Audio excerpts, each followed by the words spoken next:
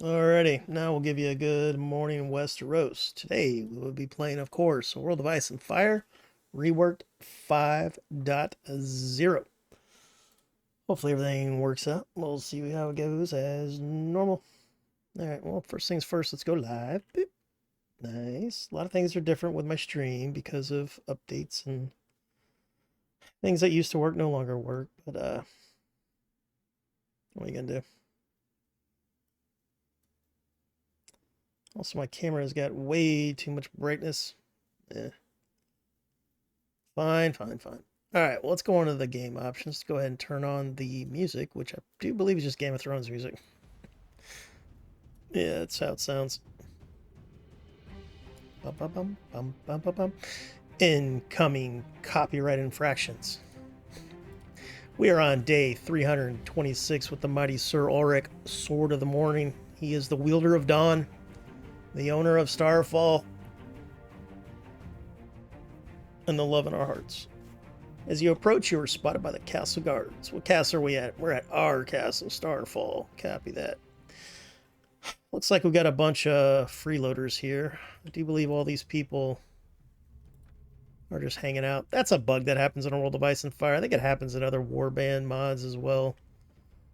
But like defeated factions, sometimes the lords just refuse to leave their faction that no longer exists, and then they just set up in the player's keep for no rhyme or reason. I like these new Mohawk helmets. Those are kind of cool.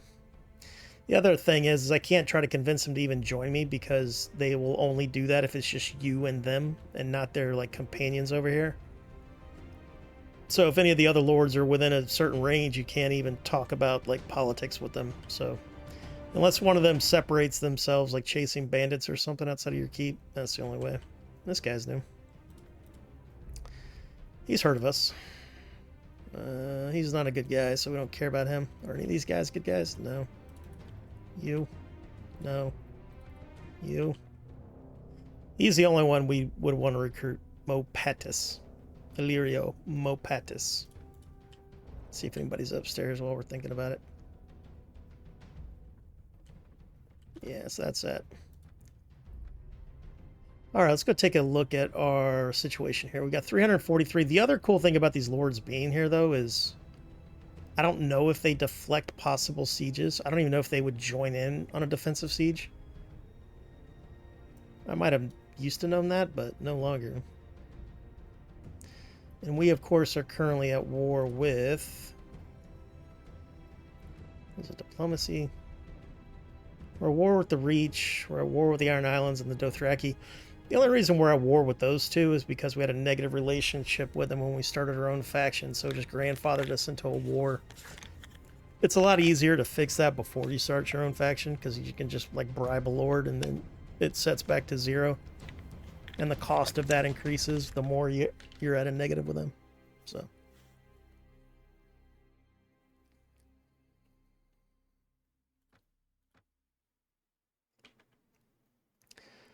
Get a tournament and sell Horus, and then they want me to collect taxes. Oh, yeah, we're trying to get to become BFFs with Queen Daenerys. We forgot about that. Do I have ships? Where are they at if I do? Next to Palestone, huh? Perfect. Alright, we're running around with 57. Let's go see if we can hire a new party. Cool thing about the parties is you can either use them to reinforce garrisons, or you can use them to, be a patrol. 4,300. Let's see, before I do that, how much money do I have? At 12,600. Yeah, the parties cost like 18,000, I think. We'll hold off on that.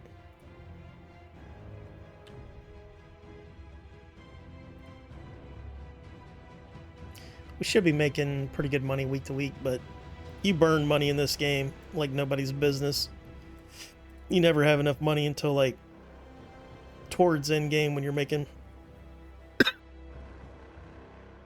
like tens of thousands a week, and it's covering the costs of your high tier king army.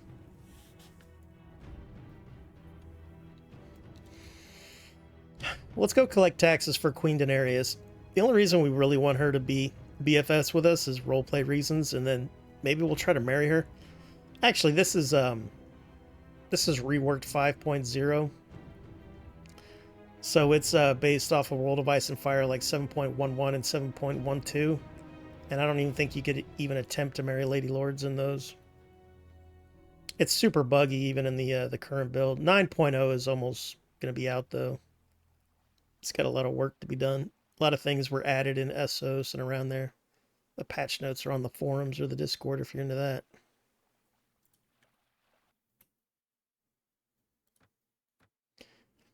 I would stream bug testing, but I think the guy who develops it, Produno, said that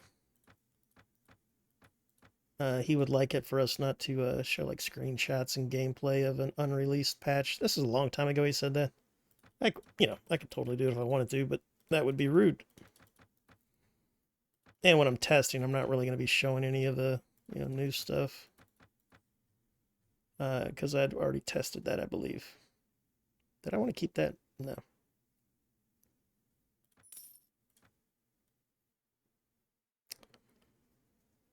Alright, power draw 5. Let's see, what have I been doing with Sylvia? Do I even have Sylvia? I don't even know. If I do, she's off on a mission somewhere.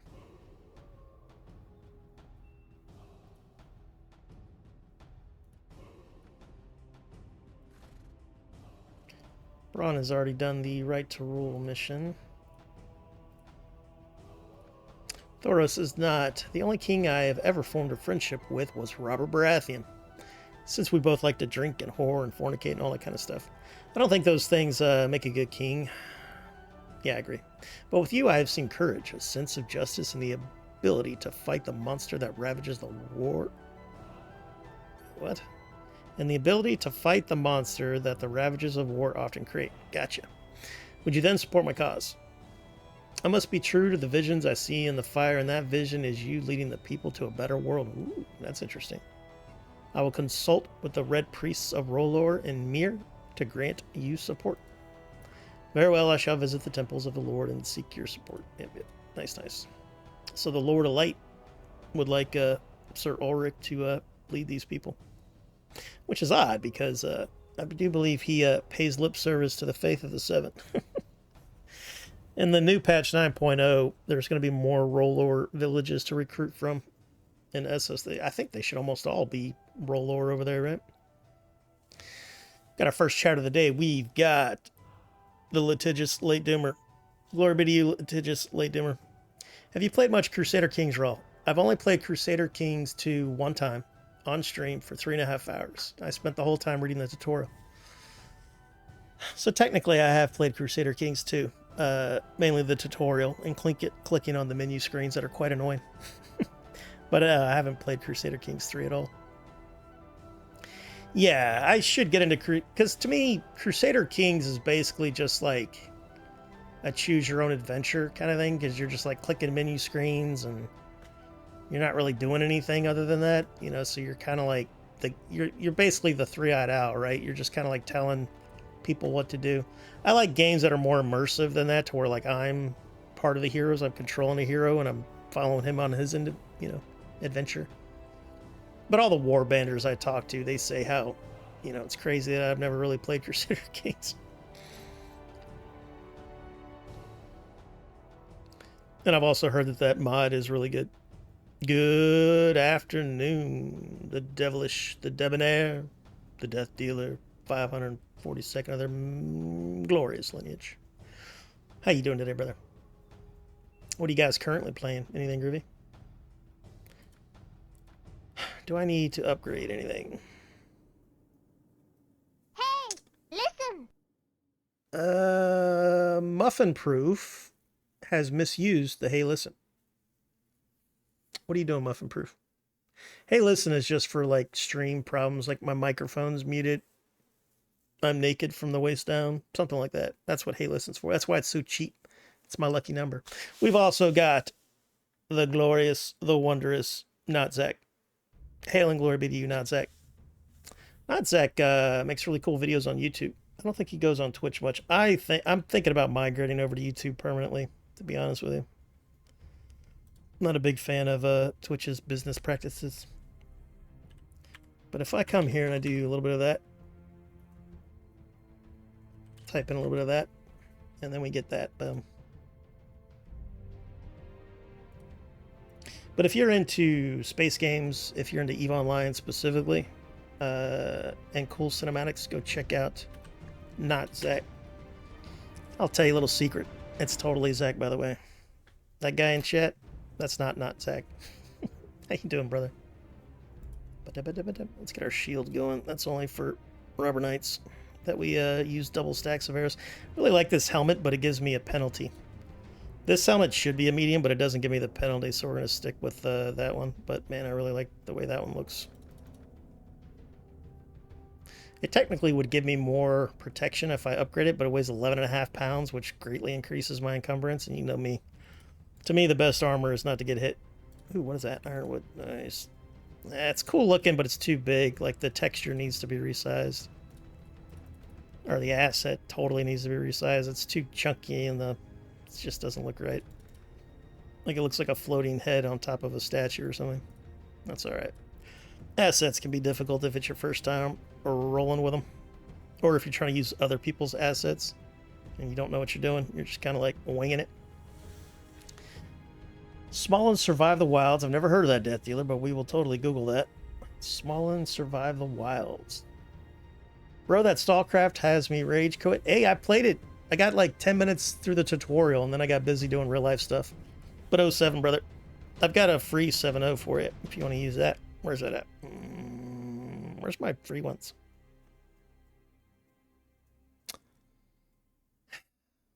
Fine. I'll figure that out. I want my emotes. I think I did something with the better TTV thing with my emotes, and now I can't see my emotes. I can see everybody else's emotes, but I want my emotes. Nah, go fuck yourself, game. There, that's that one. But I've got the backwards salute that I much prefer, and it's free to use. Maybe I disengaged it or something. Sometimes I get an idea, and then a year later I forget that I did the idea, and now I'm in the situation that I'm in now. It's embarrassing. But yeah, like the Tarkov games are rage-inducing for sure. And Stallcraft, if you guys don't know, it's kind of like a BattleBit StarCraft / Stalker game. YouTube sucks for watching streams, though. I disagree, because you can stream at a higher bitrate, so the quality looks better. Now, if you need all the flashy bells and whistles and emotes that Twitch gives you, then yeah. But, like, to me, all the flashy bells and whistles is more distracting than entertaining. But that's, you know, that's just taste, right? That's my opinion. You know, the stats would say that you're correct. Because anybody that I know that have, like, switched platforms, they don't do as well. You know?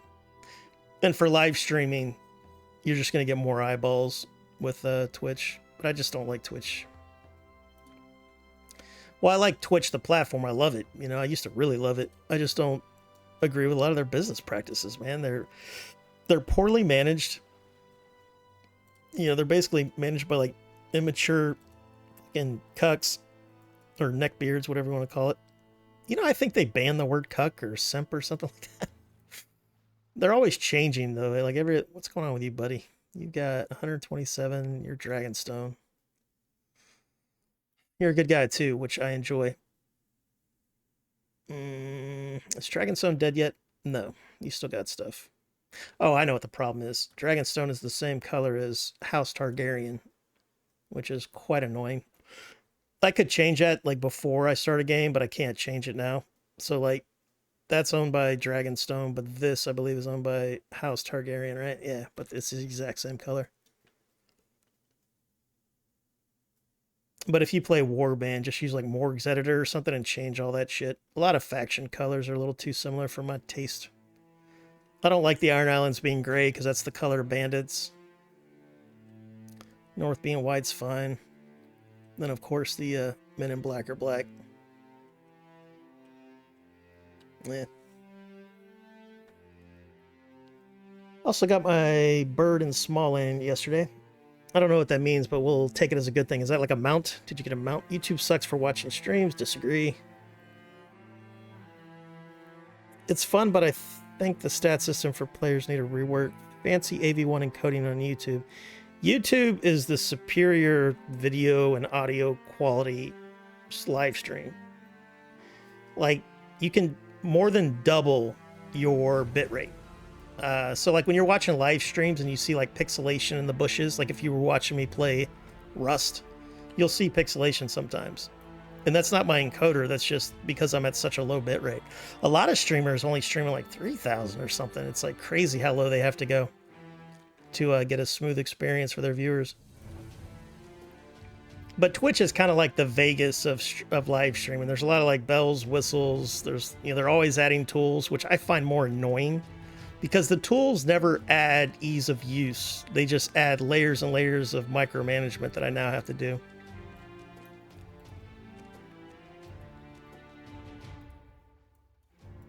But I just enjoy live streaming, you know. And then I do like to play with chat and play with like some tools and stuff, but yeah.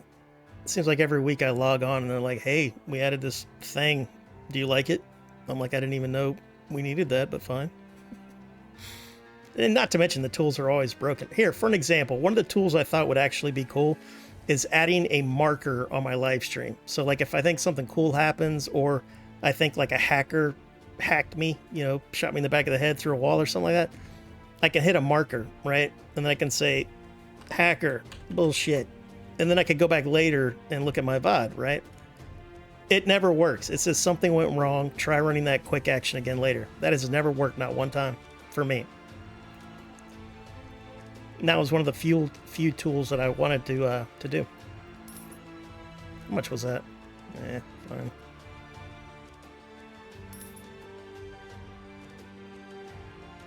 You always want to keep your ships in good repair. They'll start slowing down. What do I have? No, I'm going to sell that. What do I have? 5? All right, let's sell the 5 one. Yeah, sell that. What did they give me? 7,400. You get destroyed on the buyback on that, just like in real life when you trade in a vehicle. Never trade in your vehicle. Always sell it to another person. Get way more money.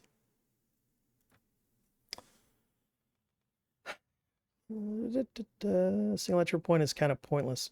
I've never played the game, Death Dealer, so I don't have an opinion on the balance of it. I've never even heard of it.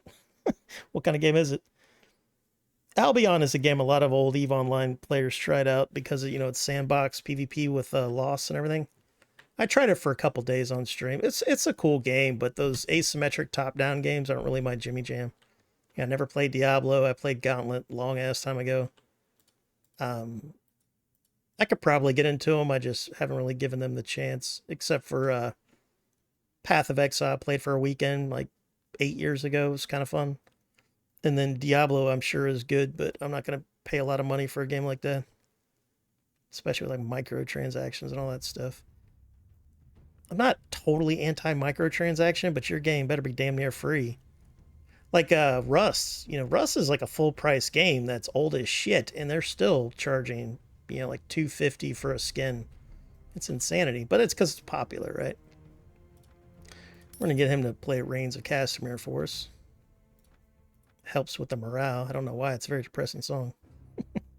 I dig it, though. Sell that before it rots. Grab some variety here. Don't fill up your inventory with stuff. It'll slow your party speed way down.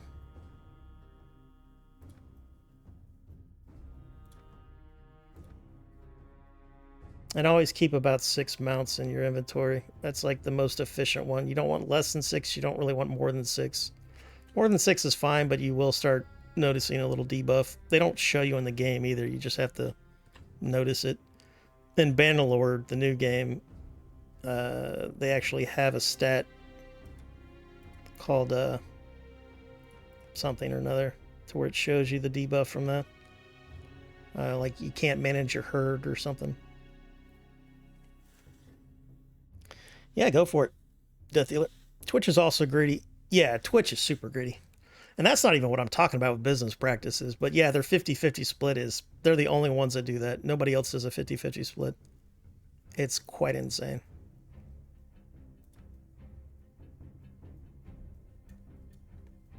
and they take a big chunk of donations. But YouTube also does that as well. Like, I follow a lot of creators that only do YouTube. One of them's like Zach. Another one is Brian Menard, the State of Decay 2 guy.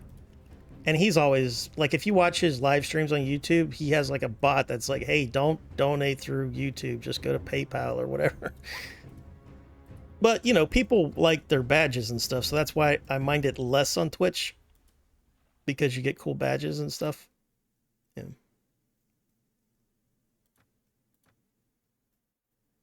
But that's also why I don't make streaming my profession. I would hate to have to count on a bunch of pale white, soft skin, selfish little bastards for my livelihood. That would suck.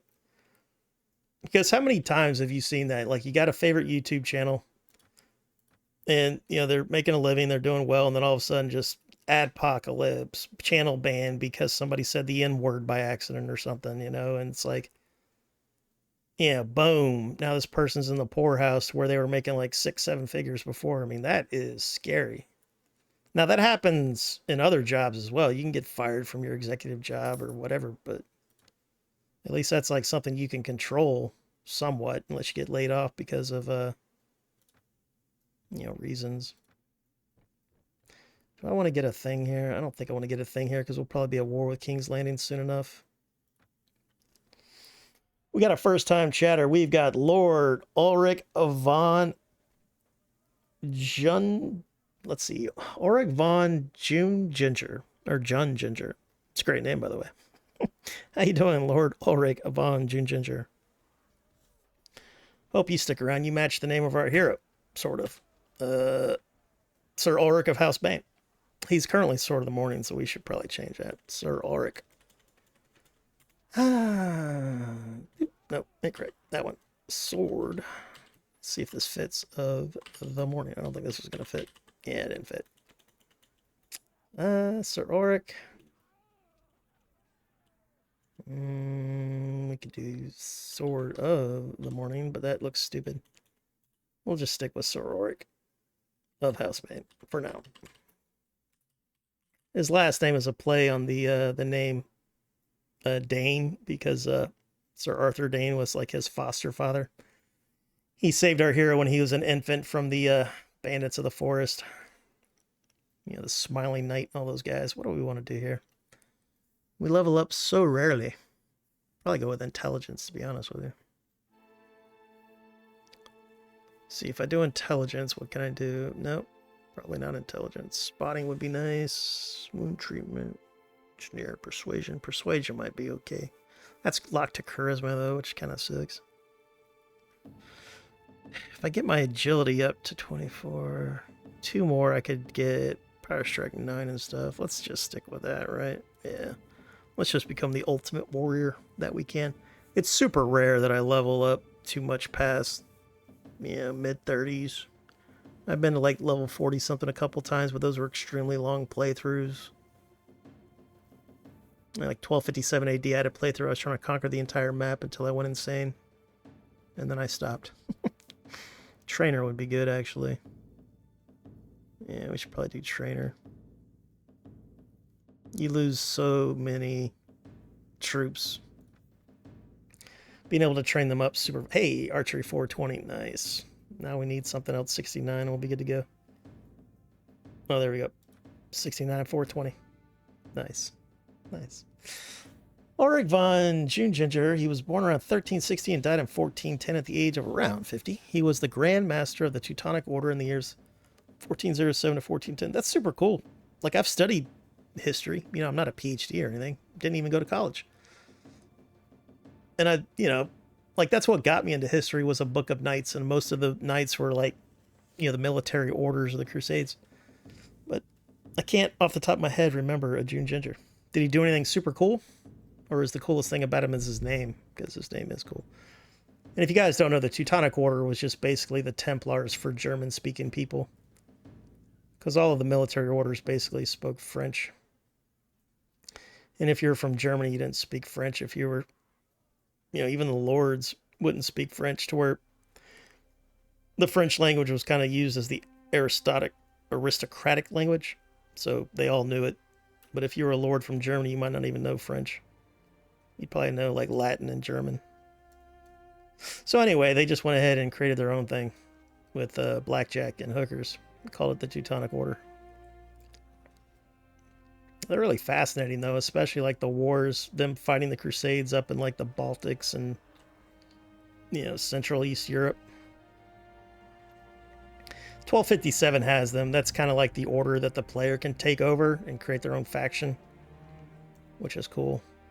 Same with In the Name of Jerusalem and maybe Sands of Faith have the same thing, because the other military orders are already in the game, and then the player can kind of like, you know, make their faction the Teutonics. It's cool. He tried his best to prepare his country for the coming war with Poland and Lithuania, which went down in history as the Great War of 09 to 11. Ended with the first Toon peace. The most important event of that war was, of course, the Battle of Grunwald. I've heard of the Battle of Grunwald. I watched, you know, YouTube animated videos of it, during which Ulrick von Ginger was killed in battle. That's cool, because I remember the Battle of Grunwald, but I'm not really good with names unless it's a character from history I've studied a lot. Like, you know, like most of like the kings of England, and then the greatest knight that ever was. Oh, what the heck was his name? William. I'm having a boomer moment, man. Because my brain just keeps saying William Wallace. William Wallace. It's not William Wallace. I don't even know. He wasn't even a knight until this thing. Was he Sir William Marshall, I think, right? Is it Sir William Marshall? Yeah, it's Sir William Marshall. Guys like him might remember, or like El Cid, the Spanish knight. Kind of remember him. World of Ice and Fire is getting an update really soon. I'm working on testing 9.0. I was doing that this morning. I already found like 2 bugs I reported. I would stream me testing it, but Produno, the dev, doesn't like new stuff being shown on like screenshots. I could ignore him and do it anyway, but I don't want to do that. That's not cool. It's his work. We'll play 9.0 a little bit whenever it comes out. A lot of new stuff over in the East, Essos and all that. If you go over to the forum, he's got patch notes for 9.0. Or if you're on the Discord, he has it as well. I'll go ahead and link it though, of course, because that's what I'm here for. Help you guys out. There's the changelog for 9.0. Thanks for that history lesson though, Ulrick. What attracted you to the guy? Just because he was like a big hero of the Teutonics? Never not boomer moment. It's getting worse for me, man. It's gotten bad enough to where I want to test my house for like mold and carbon monoxide. Yeah. I'm getting older, but I'm definitely not at the age where I should be losing my recall. There was a second battle in which the Germans made a comeback, although it was already during the First World War. The second was a second battle, the Germans made a comeback. Oh, so you're saying World War I had a Battle of Grunwald, or Grunwald, however you pronounce that? Grunwald. I think there was a castle in Vanilla Warband called like Grunwald Castle or something like that. What is the name of that castle? Head back. Give me a second here. Do that. Save and exit. See if I can launch native real quick. That's one thing I love about WSC2, the new engine, is you can launch things very quickly with it. Games nowadays are so flippin' unoptimized. It takes like, you know, launching Rust takes me like 10 minutes to get into a goddamn game, and that game's from 2013. There's no excuse for that. I think it was developed by like one developer and his puppy or something, but man, they've made $1 trillion, billion, gajillion dollars. They should fix that. The Battle of Tannenberg, also known as the Second Battle of Tannenberg, was fought between Russia and Germany. World War I, right? It's hard for me to study World War I because of all of the incompetence and the meat grinderness of it. There's a really good movie on Netflix, but I couldn't get through the opening scene because it was like one of the best opening scenes of a war movie I've ever seen, like how well they did it. But it was so depressing that I just had to like rage quit. Bum, bum, bum, bum, bum, bum, bum, bum, bum, bum, bum, bum, bum, bum, bum, bum, bum, bum. I like that one. Ba-dum, bum, bum, bum, bum, bum, bum, ba-ba-dum, ba-ba-da-bum, bum, bum, ba-ba-bum, bum, bum.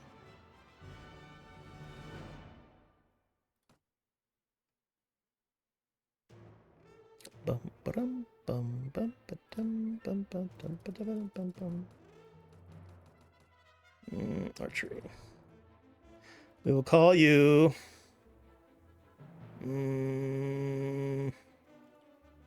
Sir Zach. Vaughn. Oop, forgot an A there. Sir Zach. Vaughn. Ginger. That's a great name. We'll make him a ginger as well. Yeah, it works for me. All right, can we get red hair with you? Sort of. And then random. Bum, bum, ba, ba, da, ba. Ooh, I like that last one. That one's pretty good, though. He's a ginger. Nice. That looks like Zach Vaughn Ginger to me. It's not quite the ginger we want. We want a little better. Man, that's about as ginger as we're going to get with that guy. Let's go to Rodox. Oh, we got to kill somebody real quick. Apologies. This is actually kind of difficult on a fresh character. Let's fall back. Tactical retreat here. Yeah. Can I get him in his legs? Nah, can't get him in his legs. Hey, got him a little bit there. Can I load while I move? I can't remember. Doesn't look like it. Haha. You got hell dunked by Sir Zach Bond Ginger. Man, I haven't played native since I first started playing the game. Yeah, we're fine. I'm just here to look at a castle real quick. Yep, I'm interested. Yep, gotcha. Copy that really. All right, where's that castle at? I think it's over here somewhere. Oh, no, it's this one right here. Glunmar. What was the name of that battle? Grunwald. All right, so it's not the same. Not the same. I think that's the village with like the spookiness. It's got like skeletons impaled or something. And then what castle was the spooky castle? There's one with like a dead man at the dinner table. It's one of these.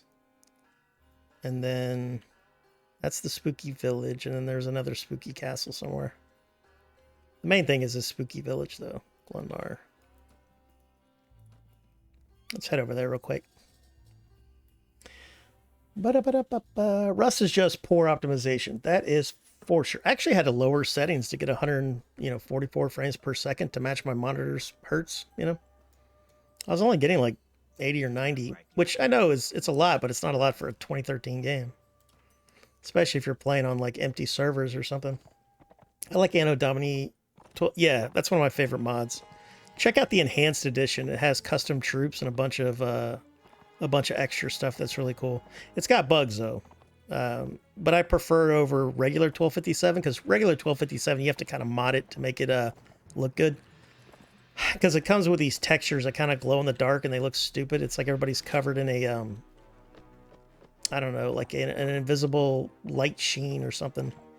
Or not invisible, but see-through. Basically, like everybody's covered in like a thick plastic layer. That's what it looks like. Bum, bum, bum, bum, bum, it's been a long time since we've met, looters. Do you remember me? I know I have a different name this go-round, but you all knew me as Raw. Raw, the paladin, destroyer of bad people. Right in the stupid head. Alright, let's hell dunk this asshole. Oh, this hair looks great in the sunlight, though. Nice.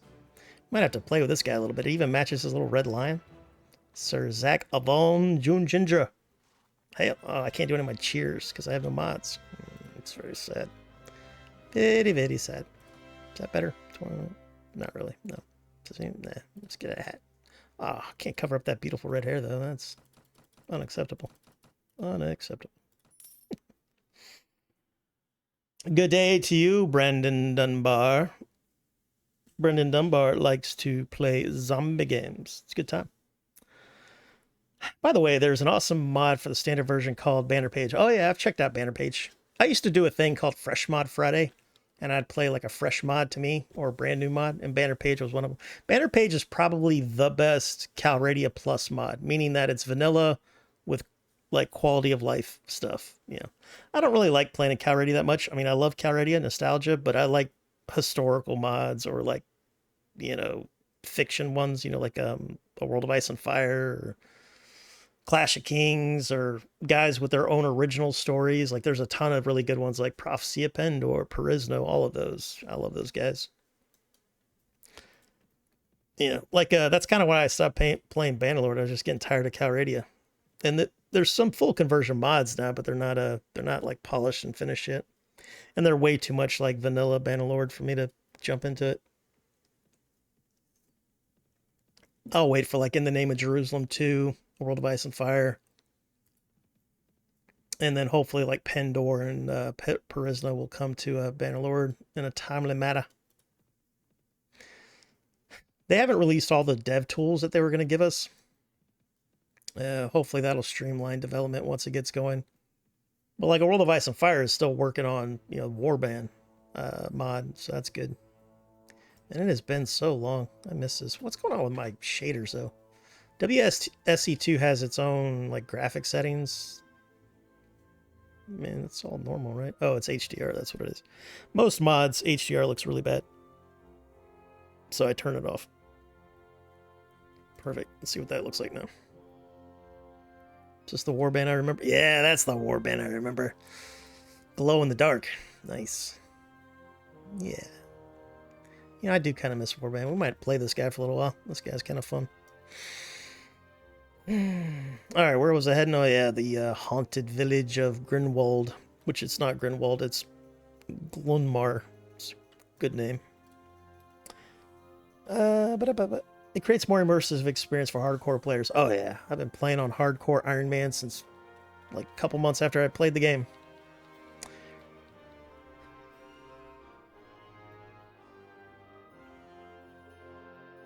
Yeah, I'm a big fan of Banner Page for a Calradia Plus mod for sure.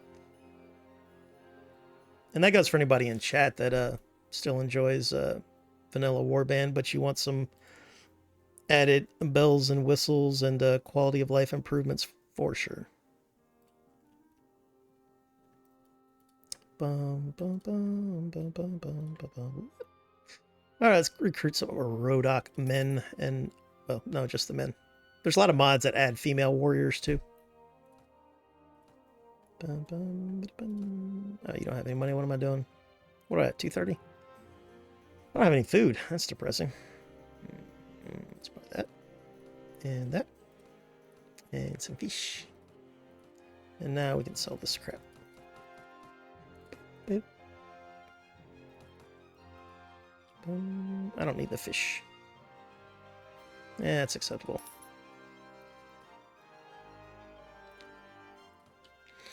And then, yeah, see? This is all spooky. Now, I know a lot of mods have this same stuff here, but this was the only village that looked like this when you first played Warband. Unless you played a mod, you know. But if you played vanilla, this was like, what the flip-flop? So my theory is, like, raiders came to this village or, you know, or like a scouts for an army. And these villagers kicked the crap out of them. And then these are the trophies to warn the next ne'er-do-wells not to come here for trouble. That's why I always kind of dug this village. I wish the elders had names. He does not need any help. That's fine. We're a lowly mercenary captain currently. We are a landless knight, a hedge knight, if you will, from whatever Germany is in this Calradia world. Because the Calradia map, it's basically like if you look at Istanbul, then you zoom out and then flip it on its axes, its X and Y axes, that's Calradia. So if you look at the map, so if you flip it upside down and then what's on the left is on the right, that's basically like Istanbul and Constantinople, all that stuff. Yeah, it's easier to see on the internet, but if you go on the internet and you type in like Bannerlord map, compared to Istanbul location zoomed out. You know, so like the Turkey, Syria, and then up into Eastern Europe. It's pretty cool. And of course, Tailworlds is a Turkish game development company, so that's why they kind of sort of did it. And it's not a one-for-one match or anything, but it's very similar. Because I would assume why they didn't just make this a historical game is because they didn't want to mess around with the politics of, like, you know, religion and slavery and all that shit. They just want to make a fun little medieval game. You know, so it's 1257, kind of like Earth, but not really. Yeah. And of course, all the cultures are inspired by real cultures. You know, Swadians are kind of like the Normans, Nordic peoples, steppe peoples, desert tribes, more Normans, but a little different. And then, of course, the Kiev Rus is like Rivacheg and all these guys. It's pretty cool. Bannerlord is the same. Bannerlord's a prequel, though. The best extended nobility titles, faction-specific dynamic titles, they change in time depending on the lord's current allegiance. See, I love that. I also love vassal states. Like, I like the idea of starting your own house or your own, like, you know, becoming like an owner of land. But you're not big enough to declare yourself king or queen, but you could, like, swear vassalage. And not like it does in Bannerlord and Warband, but you could have your own faction that's like a subsidiary of a bigger faction. That happened in history all the time. I always roleplay like that. Like when you join, let's say, Valandia and Bannerlord, I always just kind of roleplay that I'm my own group that's paying lip service to King Dirthard or whatever. Which castle had the creepy Lord's Hall? I can find it. I think it's up in the Nords area. Bum ba-dum, bum bum bum. Kiev Rus is my homeland. Yeah, that's a fascinating time to study. Was the Kiev Rus? It's a melting pot, you know. Anytime there's a big melting pot happening, a lot of like immigrants and clash of cultures made for a very interesting period of time to study. That's why like the 20th, 21st century is going to be really fascinating for historians in the future to study. Bum, ba-da-bum, bum, bum. I gotta get some Swadians. What am I doing here? Thank you. Who's chasing me? No. All right. Let's see. Where are we heading? I don't think it was Riblet, was it? No. I think it was like one of these. Could even be Tyr, right? We'll find it. Well, howdy from Ukraine. Hope everything is safe on your end. We all know what's going on over there. Big bummer. I was just playing a mod the other day, or actually probably a couple months ago, that had I think it was a 19th century one. So it had muskets and rifles and all that stuff. What was the name of that mod? Might have been Adventures in the East. I think it was Adventures in the East. But it had the Ukrainian factions. It had all the factions that would have been something back in like the 19th century during that war. But that was cool to see the Ukrainian flags flying. I didn't play it very long. I was just testing it. When I test, I just import a high-level character and see if the mod runs well. A lot of them don't. But that one ran okay. Slava Ukraina. L's to the S. Slava Ukraina. That was an unfortunate typo. Well, that's where the word comes from. That word comes from Slavic. That's like its etymology. Because historically, the Slavs have been ill-treated for millennia. As have our ancestors, you know, peasants, serfs. Those were all just names, different names for a similar thing. Oh yeah, the greatest helmet in the game right there. Bloop. Big boss. I never really wore it though, because the wings, the hussar wings, blocked my view. I didn't like that. That'd have been a really good find if I had infinite money, but I don't have infinite money. That is not the castle. Maybe it was like... Might be this one. Yeah, I bet it's that one. We'll see. Bum ba da bum bum ba dum. Let's grab some Nords. I like to have a diverse party.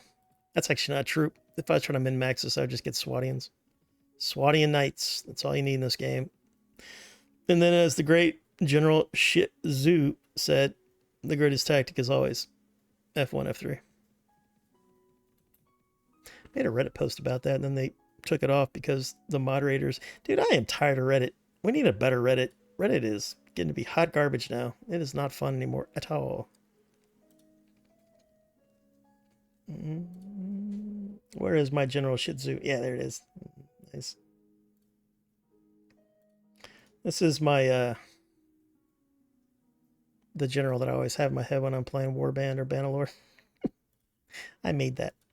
Well, I didn't draw it. I took somebody else's art and I put the F1, F3 thing on there. Beep. Definitely does not come from the word slave. No, slave comes from that. Did I say that backwards? If you look up slave etymology, I'm pretty sure it came from that. Middle English, shortening, the Slavonic peoples had been reduced to servile state. Yep, Roland is 1000% correct, as always. You know what, Muffin? One day you'll realize that I'm never wrong. Even when I'm incorrect, I'm like 80% correct.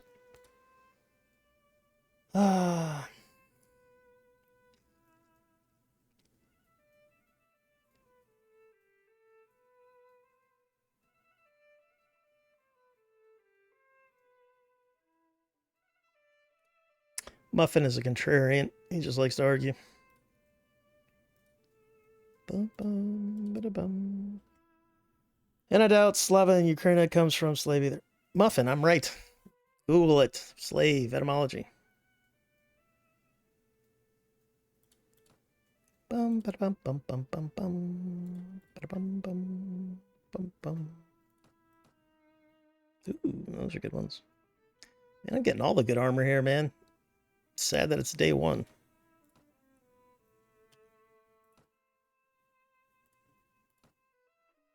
Yeah, it wasn't that. I think it's that Esmerilla one.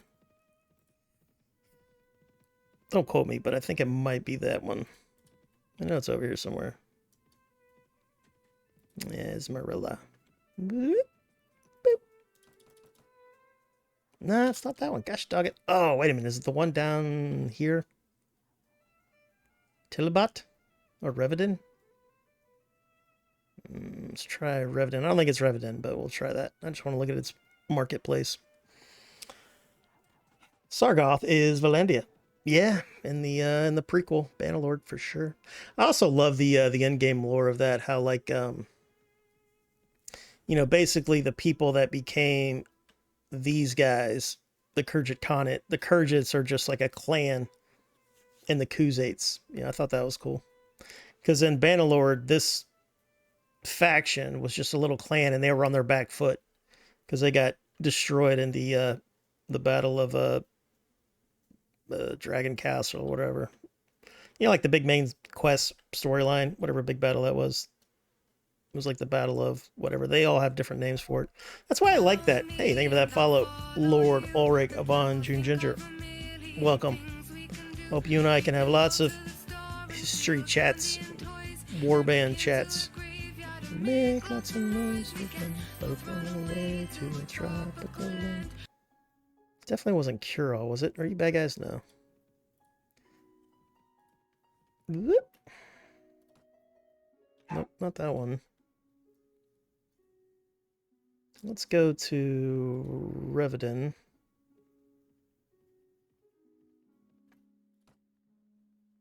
No, that's not it. Let's try Tillbot. Not Tillbot. It's got to be one of the Nordic ones, like I said. Maybe it's Wurchag. Might be Wurchag. We'll check this one on the way, though. I forgot prisoner management. Most mods, prisoner management, which is a stupid skill, goes with your party size. So if you've got like a big party size, you can have a lot of prisoners. That makes sense. But in vanilla, it's just a skill you have to flip and upgrade. So you could have like a party of 300 and only have 5 prisoners because you didn't upgrade that stupid skill. What are you guys? I can't catch you because my pathfinding blows. It makes me sad. Oh, I gotcha. They're probably going to hell dunk us, but what are you going to do? Hey, you guys hang out here for a second. Actually, no, get behind that. These are horse archers, I believe, which is very silly to fight when you're low level, but what are you going to do? This guy's got shields. We don't like shields. Got him. Alright, you guys do some work. Let's get this guy. He's stuck on terrain. Oh, I got a shitty sword. Oh yeah, vanilla had this weird thing to where like the sound effects were delayed.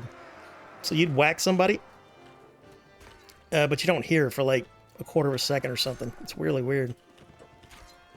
And it doesn't feel like there's any physics. You know, it just feels like everybody's made out of Play-Doh. There's no like thump thump. A lot of mods fix all this. Hey, quit messing with my guys. So slow and crappy. Don't want to get hit by a thrown weapon. That is not healthy. Did my guys all die? That's very sad. I think we have a problem, ladies and gentlemen.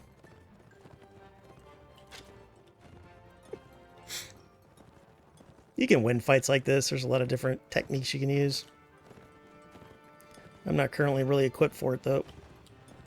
Oh, man. No horse archery makes me sad. Boop, boop, boop, boop. And my crossbow doesn't do a whole lot of damage. Aw, put your shield down, sir. Fight like a man.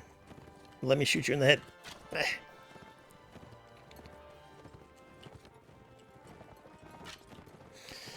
Alright, you guys suck.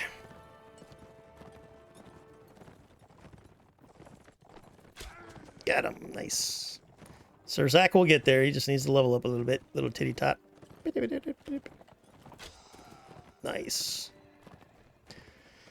They are rather generous with the bolts, though. They gave us a lot of bolts. That's nice. Some mods, yeah, they don't give you a lot of stuff.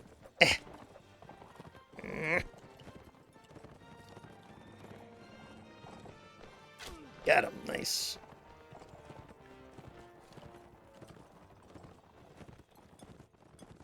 I used to get dizzy doing this. Like Prophecy of Pandora, I'd sit there and do this against like 200 guys to level up and farm their armor and weapons. Yeah, because you could refill your stock with your chest. World of Ice and Fire took that chest away, which I disagree with. I like that chest. Bleep. Oh, come on, how did I miss that one? Quit hitting me, dude. It's not nice. Come on, reload already. Hey, finally. Jesus. Gotta watch out for those pole arms. They do quite a bit of damage. Oh, come on. Well, at least I hit the horse. Failed successfully. Ugh. 10 shots left, huh? Fine.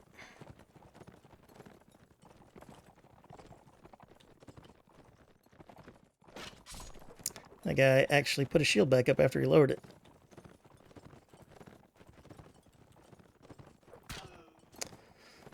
All right, what are we down to? Quite a bit, quite a bit.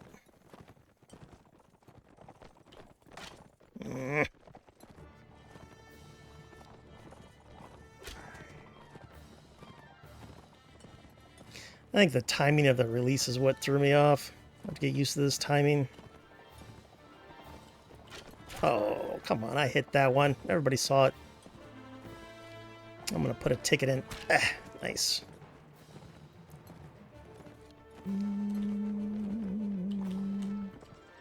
Oh, that was my bad. I got my mouse sensitivity too high for warband, but I like it for melee combat. But for shooting, I should actually have my sensitivity down.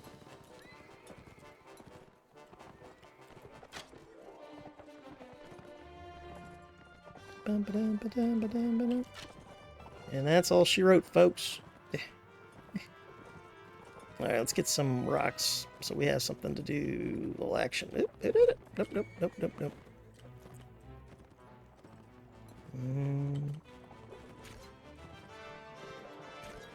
Let's try to get them dismounted if we can't hit them.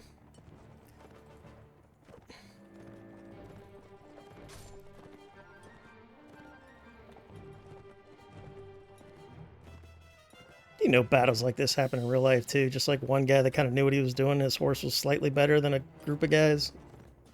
That totally happened in real life. It'd have been funny to see. It's kind of like you ever see like one guy take on like four guys because he's just bigger and more athletic than the four drunk guys. It'd be kind of like that. Oh, that one might hit me. I got lucky. Let's get some range from infantry. Nice. Well done, sir.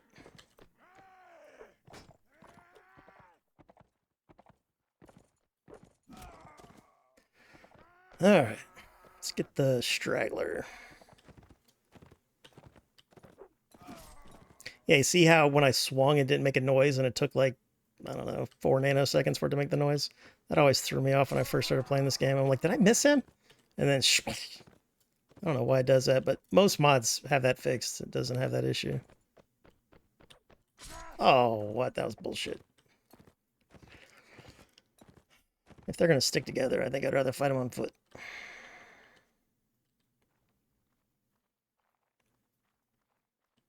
Oh, somebody got scared.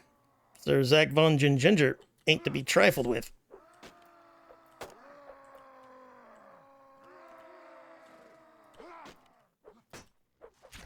Oh, he glitched through his guy. They're not glitched, but they're not allowed to do that. They're not supposed to be able to do that, but it happens. It happens. Cheating bastards. It's a good fight. GG. We've got game Trickster Pizza Time. Hello, game Trickster Pizza Time. That sounds like an exciting time at the old Pizza Hut or wherever you partake of such pizza. It's good to meet you. Have you tried Bannerlord? Oh, yeah. I played 100 hours of beta, and then I played almost 1,000 hours the first year it came out on stream. Like, almost all of it was streamed. And then I played it some after that, and then I haven't really touched it in like a year, year and a half. I'm just waiting for all the full conversion mods to come out for it. But yeah, I love Bannerlord. It's a great game. How about you, man? You enjoying your Bannerlord? Raw loves to argue when he's wrong. I'm right. You can Google it. I'm always... Muffin Proof has argued with me for the last, like, every time I play Rust with him. And he always argues an incorrect point. I like to debate and all that stuff, especially if it's, you know, all just like subjective topics. But like objectively, he'll argue with me about objective topics. It's infuriating. I think it's an Estonian thing. I'm not sure. Actually, no, it's not, because Bad Wolf doesn't do that. Oh, let's see. No, it's not. Slava is honor. I'm not saying Slava. I'm saying Slavic. The etymology of the word slave comes from Slavic. It might just be a misunderstanding, or maybe I said it wrong. But just Google slave etymology. And that's what I was trying to say.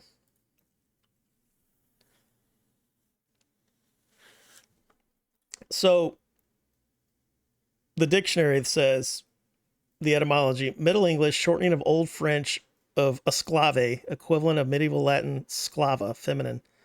Slavonic, captive. The Slavonic people had been reduced to a servile state by conquest in the 9th century. That's where that term comes from. A person who is... All right, let's go to the history of this origin. The Slavonic peoples have been reduced... Well, we read that. Definition of meaning. Let's see if the Webster has the etymology as well. Person held in forced servitude. That is the textbook definition, correct? Synonyms, noun, verb. Etymology, Middle English, sclava, Anglo-French, medieval Latin, Anglo-French, esclave, from medieval Latin, sclavis, from sclavis, Slav, from the frequent enslavement of the Slavs in Central Europe during the Middle Ages. That's the Merriam-Webster dictionary. And I heard this in school. I've heard this many times. It's not about the Ukrainians or Russians or whatever. It's just like, that's where that word comes from. The English word. Not the actual activity of that. You know, that goes back to fucking probably before we even spoke a language, a proper language. Anywho.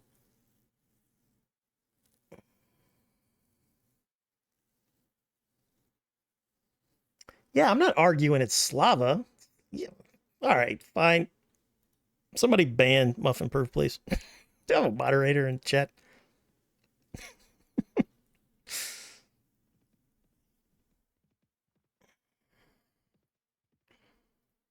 After painful days of being dragged about as a prisoner, you find a chance to escape. Bum, bum, bum, bum, bum, bum, bum, bum, bum, bum. Is it this castle? No. Yeah, it's probably war check, right? It's gotta be a war check. This is it. This is it, right? No, god damn it. I will find this creepy castle if it takes me all day. Maybe it's road check. I'm almost positive it's a castle, though. Oh, you can find cool armor in road check. I haven't thought about that in 8 years, but you can. This might be it. Ah, yes, here, I found you. This is the other creepy location. This poor man died at a feast, and they just left him here as a mascot. In Rust, you can make trophies out of the skulls of your enemies or your friends in Bad Wolf's case. And then you can put in this little glass trophy case. It's really cool. I have one next to my bed. How's it going, lady? All right, you're the wife of that guy. Yeah, you can't ask them about the personality of their husbands or dads or anything, which is annoying. I really like that. It was actually a pain in the ass to try to figure out their personalities in a warband. You had to like write it down or else you'd forget, because like in their notes it would never show up, you know. And a lot of mods, like once you find out somebody's personality, it'll sit here and say it right there, which is really nice. You can judge what their personality is when you first introduce yourself to them. They'll say something, and by that dialogue you can kind of like guesstimate if they're honorable or shitty, because all I care about is upstanding. Anything else is bullshit. Even like militaristic personality, they're not as bad as the other ones, but they're still not as good as upstanding. So I got to the point where I would only recruit the upstanding, and they're easy to find because if you get a high honor, they automatically start to like you. So any lord with a positive relation that you've never met, you know is upstanding. It's good. Yeah, I wasn't arguing that slave is from Slava. I was saying it was from Slavic. But no, I've heard Slava Ukraina like thousands of times since the invasion. Very sad.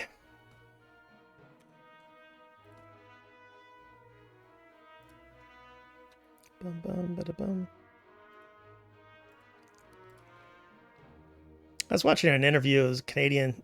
You guys know who Lindy Bage is? If you're into like medieval history, you probably know who Lindy Bage is on YouTube. But he's interviewed two. Like one was like a British citizen that fought for like 6 or 7 months in Ukraine.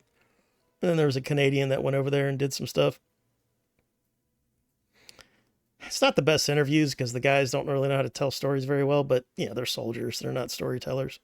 But it's worth a listen to if you want to get an idea from a Western perspective. But I had to quit watching that stuff and had to quit going to the Reddit subreddits. It was just depressing me. It's very sad. Let's join the tournament. I don't want to bet on myself. Dum, bum, bum, bum. Gotcha. Bum, bum.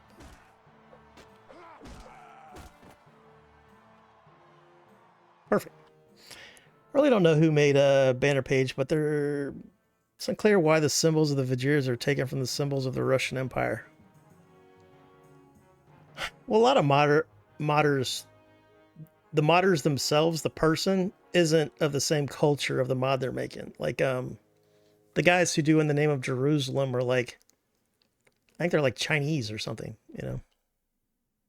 I think they're Southeast Asian. And it's just like, you know, it's like when Americans make a mod, we make mods about, you know, Japan or, you know, Europe. Well, I guess our lineage is Europe, but you kind of get my point. But modders just kind of use symbols that they think is cool sometimes. Now, some mods are very much trying to be as historically accurate as they can. And I don't know if banner page is like that. Probably not, because it's Calradia, and Calradia is fiction.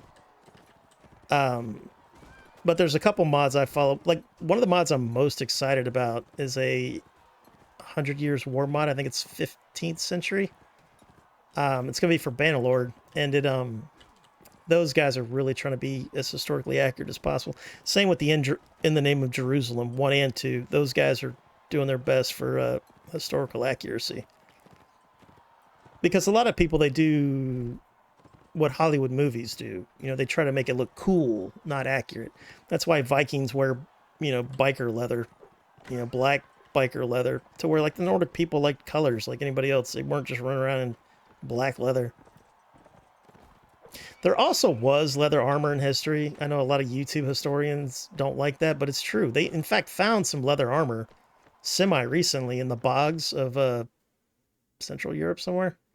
But it was like a, it almost looked like a laminar armor. You know, it was layered leather. It was cool. And it makes sense. Like when I'm doing like labor work, I wear leather gloves. So why wouldn't I wear leather on me if I didn't have access to other stuff?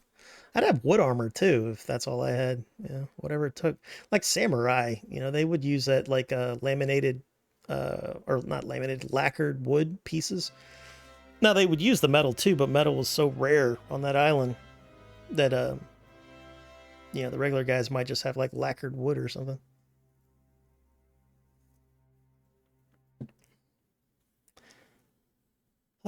Because in Kiev Rus, the symbolism was the same as it is now in the coat of arms of Ukraine. Yeah, like that mod I was telling you about of the 19th century, that was similar. You know, it had the Ukrainian, you know, gold, blue, and then it had that like trident or whatever that symbol is.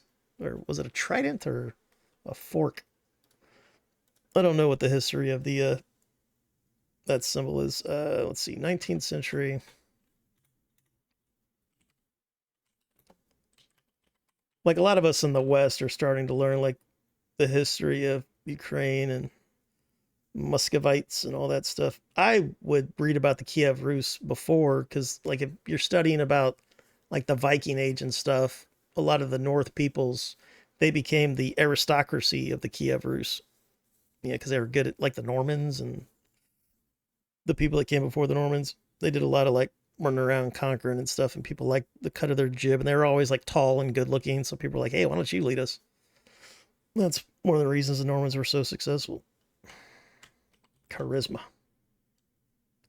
19th century Ukraine flag. What does that look like? That's the lion. What's the one with the trident or whatever the hell that is? Or I guess it's an anchor, not a trident. Is that what it is? An anchor, which is weird for a landlocked nation? Or I take that back. They're not landlocked. Crimea. Give me, all right. All right, that was the naval flag, but that's, it kind of looked like the naval flag, at least on that mod. Let me do this. Withdraw from tournament. We didn't bet any money anyway. Leave. Let's save Zach Von June Ginger. Save and exit. Let me crank up this other mod that has the flag that I'm talking about. What the hell's the name of that mod though? I think it's Adventures in the East. No, it's not Adventures in the East. I think that's an Islamic mod, or not Islamic, but over there during one of the Islamic expansions, I believe. Between Empires, no. Civil War in Russia. So Civil War in Russia, 19th century, I believe. Let's go with that.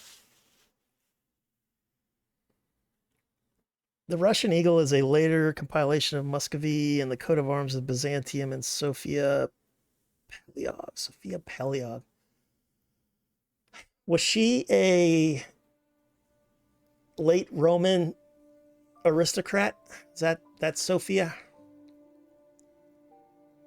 That's one of my, like, if you want to get a headache, study late Roman, or what we call Byzantium.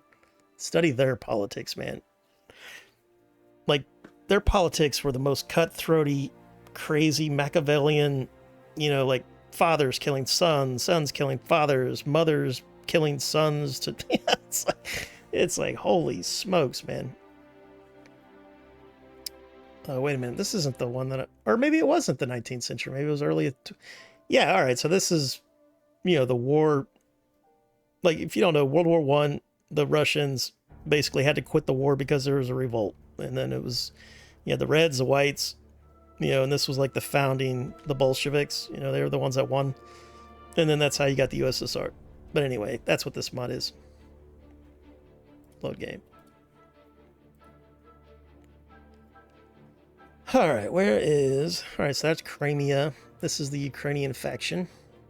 The weird thing is, Kyiv is not a town, so I don't know if Kyiv was small in the early 20th, but it's just a village in this mod. But this is the flag I was talking about. So this is the naval flag one, because the naval flag has that symbol, whatever that is. Is that a rune? She was a Byzantine princess from the Pelagolas Imperial Dynasty and the Grand Princess of Moscow. That I watched something on a long time ago, but that sounds familiar. What is this symbol called, so I can Google this symbol? And what is that? Like this is just like, that looks like Ukraine, I guess, just like a map of Ukraine just posted over and over again. Is that what that is? But the symbol to me, which looks like an anchor and is on their naval flag, so that might be it, which would kind of make sense.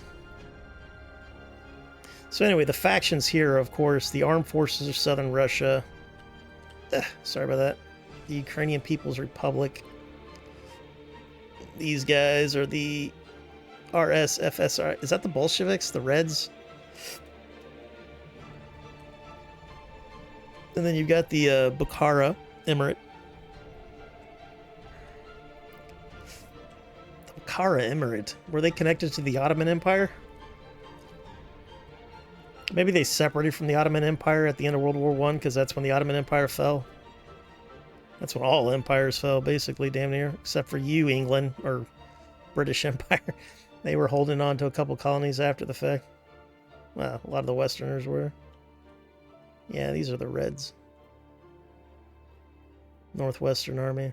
So basically the way this mod works is you've got like the different armies, because, they pulled out of, World War One at the mid to end of 1917, and then they fought a civil war for dominance over Russia, or for control over Russia.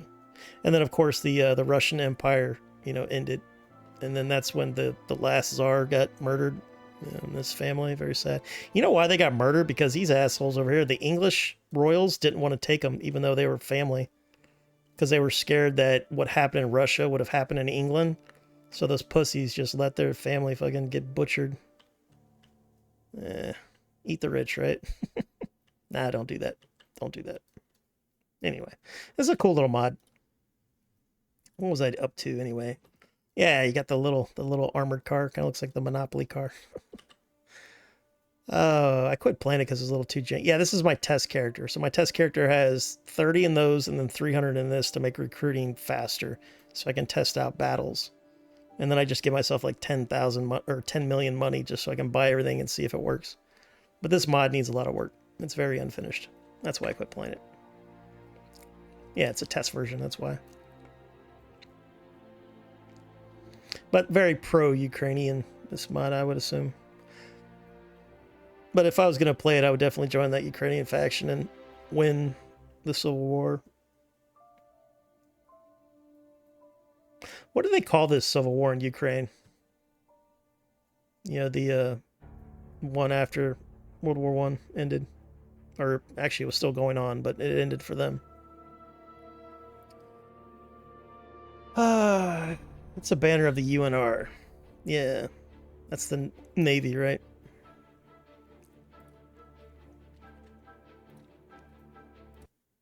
Anyway, you get the point.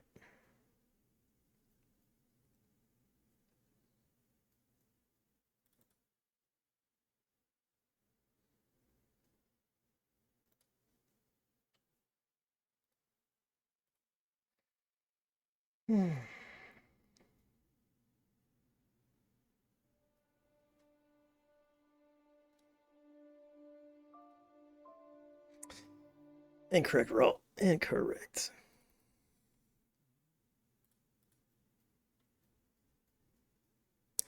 Reworked 5.0. Now this is a sub-mod of a World of Ice and Fire, of course. So if you want to play it yourself, just go to ModDB, World of Ice and Fire, or Reworked 5.0. And if you do get it, you have to merge it with World of Ice and Fire 7.11. You know, the old one. You know, the current version is like 8.2 or something. I think it's 8.2. And then 9.0 is coming out in the next couple months, probably, give or take, depending on what they want to do with all of it. And then while that's doing that, we are going to take a quick little break.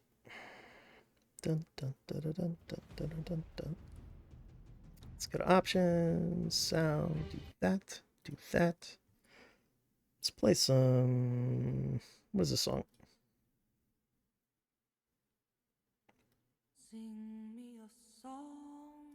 That's Outlander. Yeah. I liked that show for a little while, and then it just became the same story over and over again. Copy, paste, copy, paste, copy, paste. Let's do...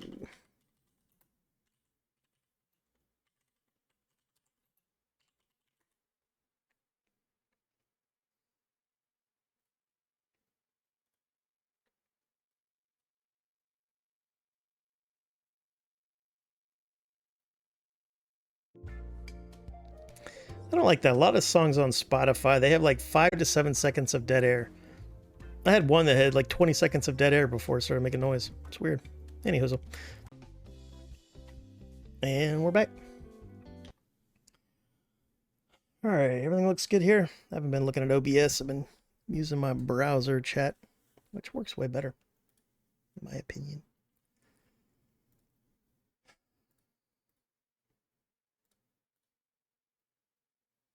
Yeah, this is the flag I was talking about right here. It's the naval flag of the Ukrainian People's Republic, the first official... Okay, so that was the first official flag of the Republic, was the Navy one. This is what I'm looking at, by the by. Thank you, Zach. What are you up to, Zach? You playing Eve today?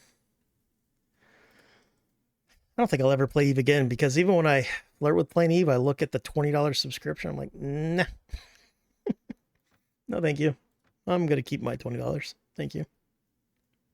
It took a lot of cojones to be the most expensive subscription model for any MMO. And when they first did that, they hadn't had like a content release in like 3 years or something crazy. The only thing they do is like balancing for the stuff they broke. Gotta love CCP, man. But some of my, best memories of gaming was playing with Eve players, having a good old time. All right, 368. That's not a bad price for a night, but I kind of want to start buying more workshops. Do I have Sylvia? I don't have Sylvia. I gotta get her before we start doing any big wars, so I don't get any wounds or permanent wounds. Yeah, see, luckily I don't have one. I don't know if I've gone through an entire playthrough without having at least one scar. A scar means like a permanent -1 to one of your attributes, which is a big deal in this game. Thank you, Brendan Dunbar, streamer extraordinaire. If you like zombie games, definitely check out Brandon Dunbar. But he plays other stuff too. I was playing the beta the other day, I believe. I think I streamed it some. I enjoy the curveballs. I don't know how much I will enjoy them on a fresh community, like a bunch of low-level scrubs. Be kind of annoying. Booba Bridge, of course, is not in the lore. That is a bit of fan fiction from our moderator, Sidicus 5x5, who has the maturity level of a 9-year-old weeboo. That's one of the reasons we love him. Cracks me up. All right, Jenna. Wait, hold on. I probably have pretty good morale, right? Yeah, we got good morale. We don't need Jenna. She is a prostitute. Lady of the Night. She gives a really good bump, though. This one. Right here, Jenna. If you make your own hideout, hire Jenna. Usually I mod it to where she's naked, but I didn't do that this time. There are boobies, though, at King's Landing, and Stony Sept, I believe, has a topless prostitute. All right, so we are Dornish. So I want to build my army out of them, I guess. They're not my favorite troop tree. But luckily, Reworked completely revamped the troop trees. So they're all more like equally balanced. Because the vanilla World of Ice and Fire isn't balanced for fun. It's balanced for lore. So there's just some factions that are just terrible. And then other factions that are way too strong. Like the Westerlands are way too strong because like 3/4 of their armies are like heavy cavalry that would take the player forever to train up. And not just forever in time, but a lot of money. It is so expensive to level up in that game. And that's all just, you know, like I'm okay with the balance if the NPCs had the same struggles, but they don't. The NPCs just spawn magic troops. And money means nothing to them. So when you're dealing with that kind of formula, like that kind of basic formula from an old game like this, then you can't have the balance that this game has. But I enjoy it because it's super hardcore. It's a very difficult game, or mod, I should say. And it's just something fun for us to do. But for the guys who aren't or may not be as good at the game or less likely to grind, then the balance is just not good for them. It's the #1 complaint that I get on the Discord and the forums before the Discord. Oh, yeah, I like that one.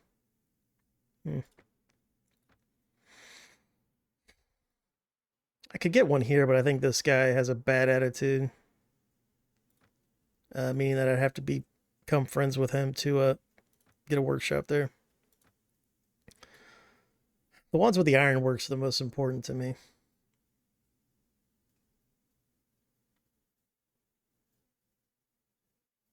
I got quite a bit. Man, I bought a wine press of Atlantis. I was feeling fancy that day. Jeez, that's expensive. Rents from Carthagar. That's not too bad. That never gets raided, though, over there. Or sieged. I gave Talion to some random lord that joined me who had a good personality.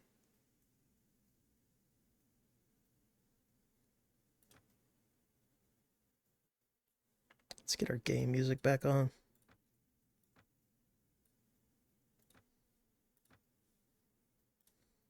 Let me go see if this guy's got a bad personality. I think his personality is dynamic. Some playthroughs it's good, some it's bad. Alright, we're good.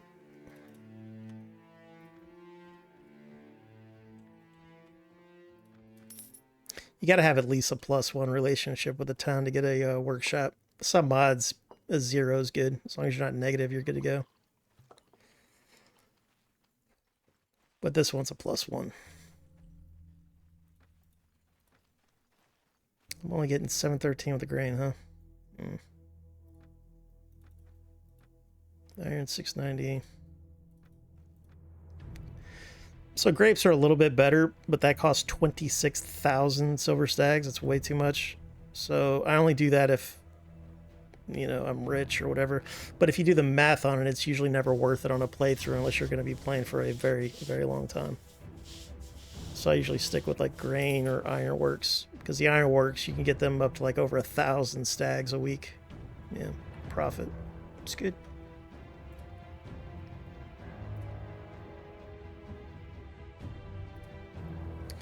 And also, tournaments are really valuable. Zach is flying a Dremel and killing some nerds, as you do. Man, I love the Dremel. Always looking for tunes. I think early curveballs, if you can keep up with them, could be rewarding. What do they give you? Do they give you... They don't give you prestige, right? They give you influence. Because I know the sieges give you prestige, which is good, because a lot of players, they don't enjoy Daybreak. I enjoy Daybreak, but I'm totally burned out on it. I can't do Daybreak anymore. Unless I'm with my buddies or something and we're just BSing doing it, not really thinking about it.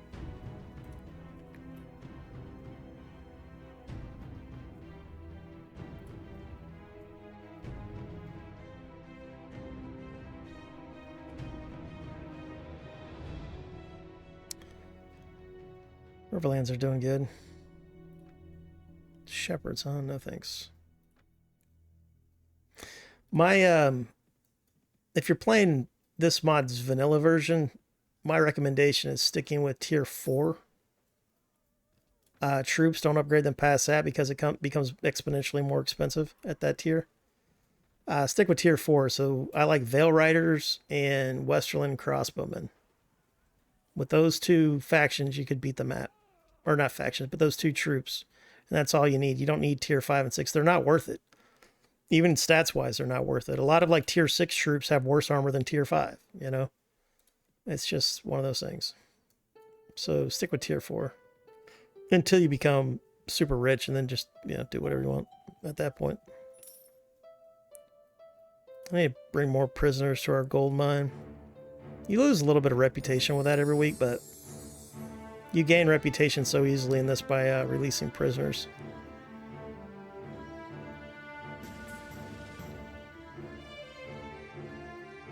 That's the other thing that 1257 Enhanced Edition does, is if you buy land in towns, you automatically get the money every 2 weeks instead of having to physically go there, which is quite annoying. Especially on 1257's map. It's huge. Big, big, big. I just like looking at all this different armor that I'm not used to.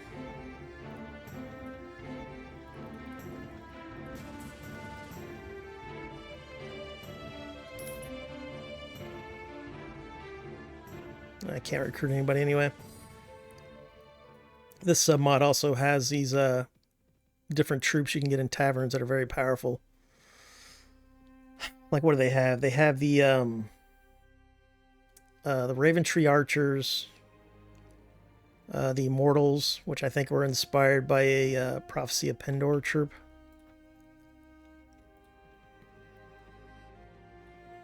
And then something else that was really good. Tales of your honor has spread across the known world. Everywhere you go, your procession is surrounded by beggars.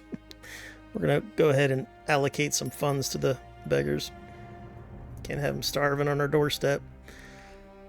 Alright, one of the sand snakes, Nymeria, says, well, General, last I found you, I've returned from my mission to House Targaryen. In general, I would say the Queen Daenerys Targaryen of House Targaryen seems to think that Sir Ulrick of House Bane and she have a common enemy in the Reach. Nonetheless, I try to convince him. Alright, that's like a bug thing. Alright, so we got right to rule there.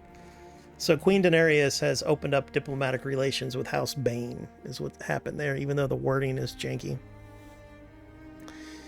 Anyhoozle. Welcome back, Nymeria. I was thinking about marrying one of the Sand Snakes, but it's kind of broken in current World of Ice and Fire. They kind of treat your hero like a female, even if you're male. I don't know what would happen with a female. You could probably still marry them. Because half their personality, they think they're a man. The other half, they think it's a woman. Which is kind of relative to modern politics. Which is funny. Of course, we didn't make it to the Red Wedding this playthrough, so we weren't able to save Robb Stark. So Robb died at the Red Wedding, and Bolton is the current Lord Paramount of the North, which is quite sad. Quite sad. But our hero, you know, he had no loyalties to the North. He just kind of liked Robb Stark personally. He does want to talk to Lord Reed about what happened to Sir Arthur Dayne at the Tower of Joy, though. Yeah, they got a lot of bespoke pieces for the different houses in this submod. These aren't in World of Ice and Fire.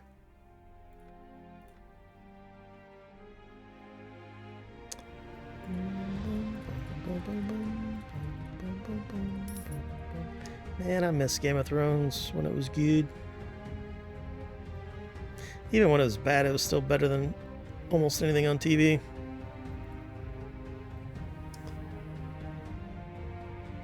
Robb Stark is a great dude. What's not to like? Yeah, Robb was alright. He wasn't a very good politician, that's for sure. That's what got him killed, but he was a young man. I think in the books he was even younger. You know, he was like 15 or something. In the show, the actor was probably, you know, in his early 20s. But they had to age everybody else. They had to age everybody up in the show because it would have been super duper creepy if they were the same age as they were in the books. Like the whole Tomlin thing, the Tomlin and Marjorie Tyrell. Tomlin was even younger in the books, and the actor that they had playing Tomlin in one of the earlier seasons, they switched him out with an older actor to make it less creepy.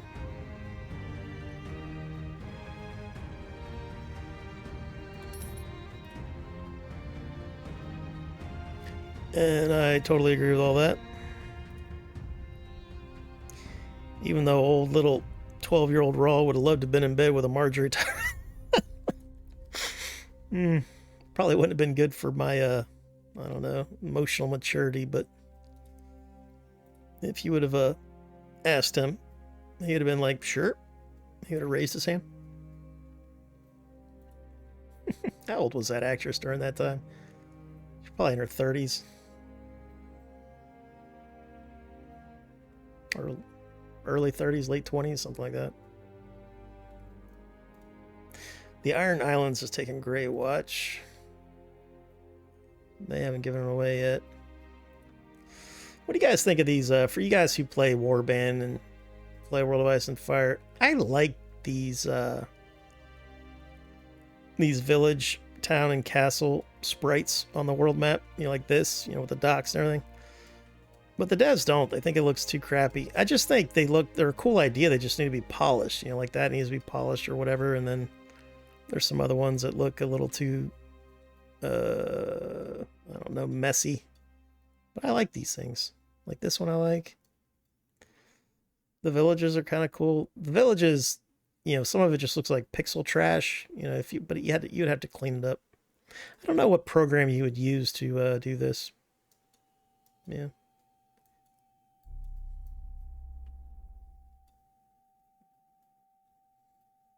Maybe that's what I'll do. Maybe I'll clean this up. I don't know who the originator of this is.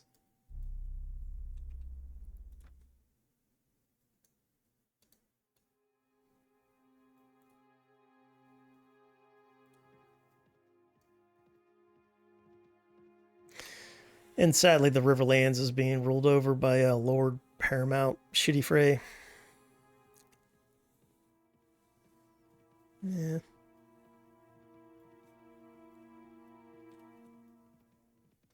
Made the mistake the other day of weighing myself, real life. I am the fattest I've ever been right now. So I'm going on a diet and started some light working out.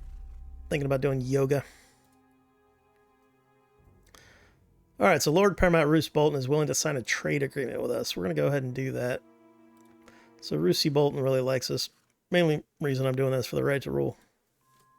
Let's see, what did that give us, by the by? 69. Nice. So those two instances that happened, I believe it gave us like 18 right to rule, so it was like 9 each, I guess. I believe I had like 51 or 52 before that. So I always try to open up diplomatic relations to where even on a personal level, I'm not a big fan.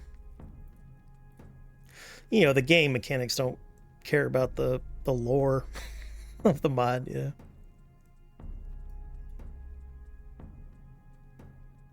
What is Roose Bolton's personality in the mod? I think it's cunning or something to that effect.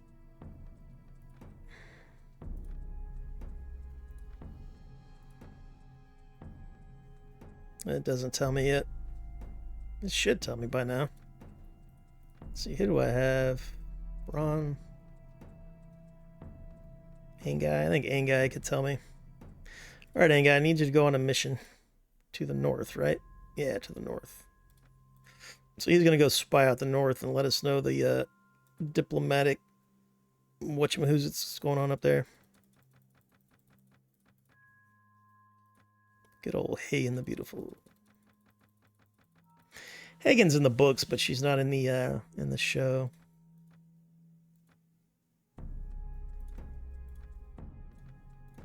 She was a first mate of Lady Greyjoy.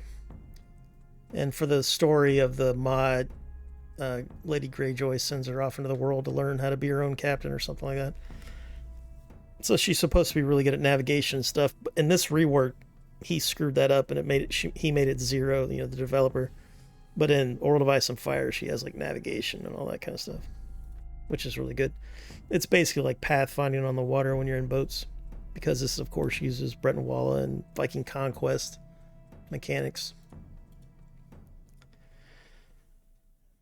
I heard DDP yoga is pretty awesome. DDP. That sounds like some kind of pornographic genre. Of course, I'm thinking of DP. Let's try DDP yoga. DDP yoga. Bum, bum, bum, bum, bum, bum. Does DDP yoga actually work? DDP yoga. What is DDP yoga? Is a revolutionary approach to fitness that combines the best of yoga positions, sports rehab therapy, old school calisthenics, and dynamic resistance to give you a complete workout that requires no running, no jumping, and no lifting. Yeah, I think my running days are over. Let's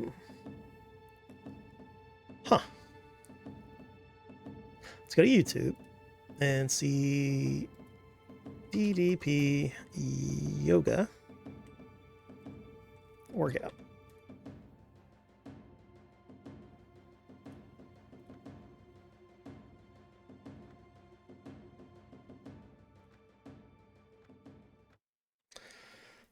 All right, we got mind-blowing 305-pound transformation, the most inspiring story you'll watch today. I need an inspiring story. I am quite fat right now, and it makes me sad. The other issue is I'm just feeling really bad, and then I'm getting like low blood sugar, which is not good. And that's why I'm overeating, is to stave off that low blood sugar feeling. All right, let's see this transformation here. That's loud. Blech. I like the music. It's very Game of Thronesy. I considered myself a hideous monster.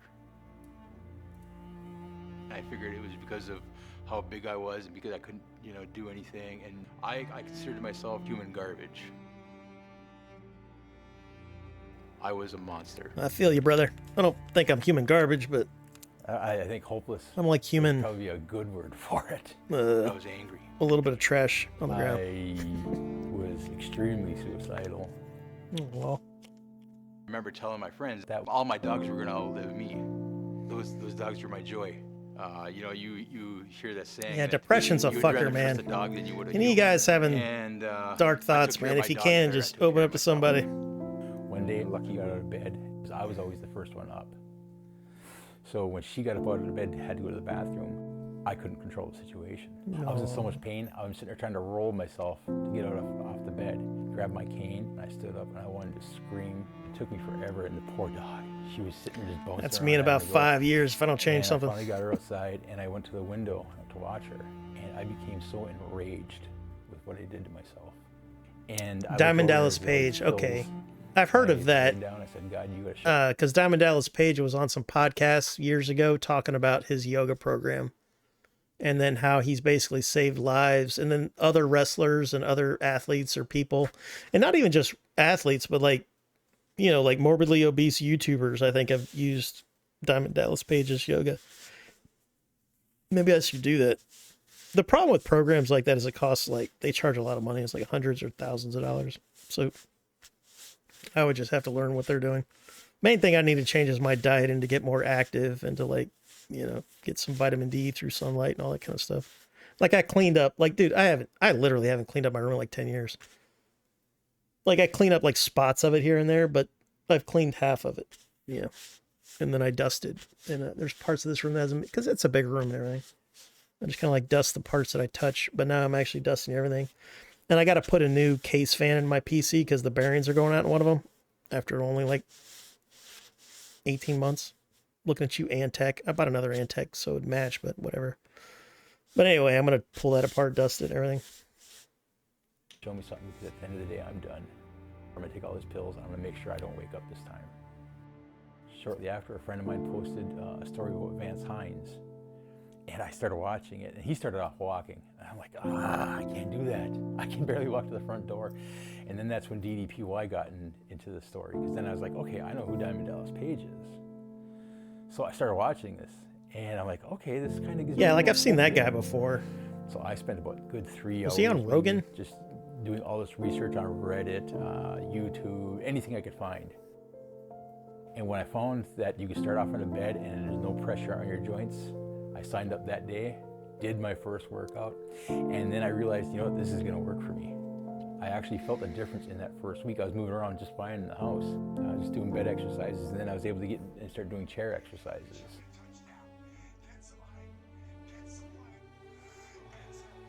It was quite something. I was losing about 15 pounds a month. It gave me that little glimmer of hope that that is such a lot of weight, man. Big, I didn't have to be in so much pain. 15 pounds a month. And my goal at that time was I was going to get rid of this cane. Okay, hey everybody. I'm doing my pre-workout video here because I'm going to be doing, me and Lucky, for friends on my Facebook page. Yeah, that's the remote. Yeah, see, he was so big he couldn't even trim his own toenails. Because even me, I'm nowhere near that size, but, you know, just trimming toenails like you feel it. Look at that.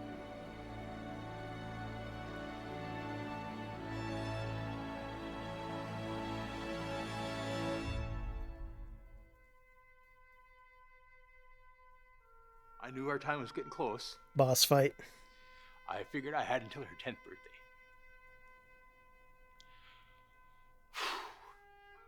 You know, when you got something that's there with you for 10 years every day. The reason why you're getting healthy again. The reason why you're not drinking anymore. The reason why you're not a drunk anymore. No, that was my reason for all that. I didn't drink no more because of Lucky. I got healthy because she had to go outside. When I lost Lucky, I lost her in my arms. Yeah, I didn't know they were going to throw that in there.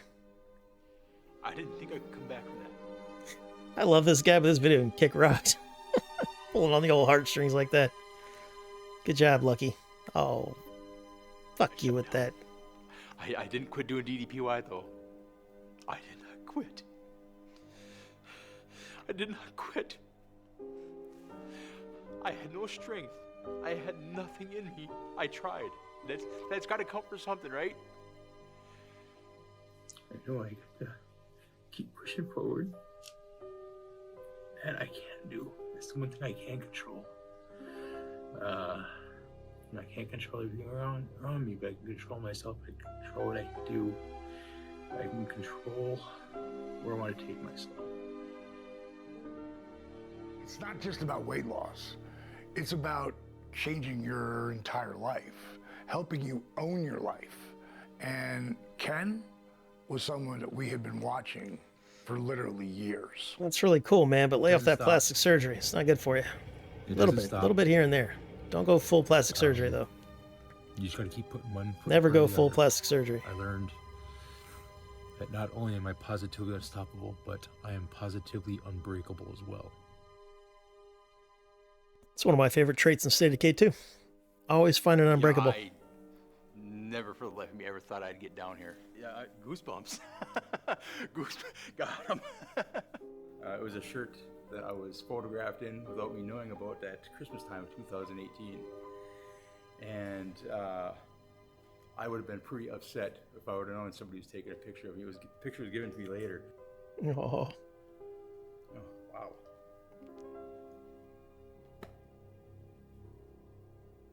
I'll be ready in a minute here. But that's like the thing, though. It's like the physical part of it's important, but it's the mental. You know, this guy had a lot of mental illness. You know, drinking in an alcoholic way. Depression, of course. That's probably number one. Come on up here. I want to talk to you. It is so crazy the way God works sometimes, because this happened to me 2 hours ago. And 2 hours ago, we had like some mail. I'm going to take a quick 2-minute break. I will be RB. And I got this letter.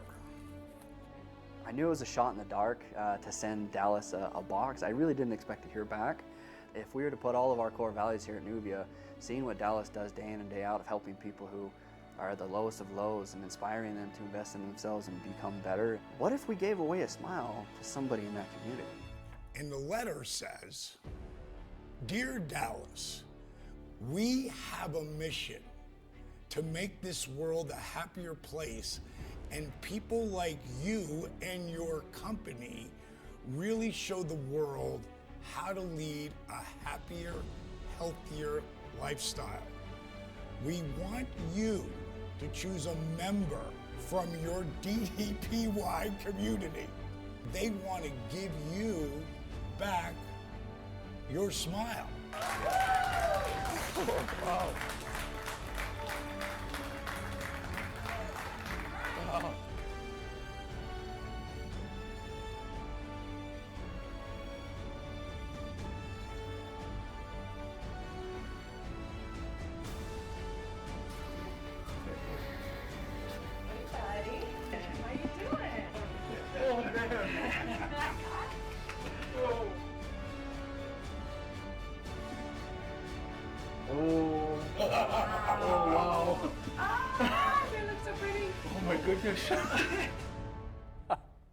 You know, when Paige showed up on one side and just shocking me, and then all of a sudden Dallas coming from the other side. Oh, that was a kind of special that I don't think I've ever felt. I am living my best life right now, in my 50s. I'm a pretty lucky guy, you know, getting a second chance in life. I'm gonna do my best to make the most out of it. Don't know what's gonna happen, don't know what the future's gonna bring to me. Actually, I do. It's gonna keep bringing me good stuff. I'm still gonna keep doing good things. I'm still gonna keep pressing forward, because that's what I do. You know, I had the odds stacked up against me so many times.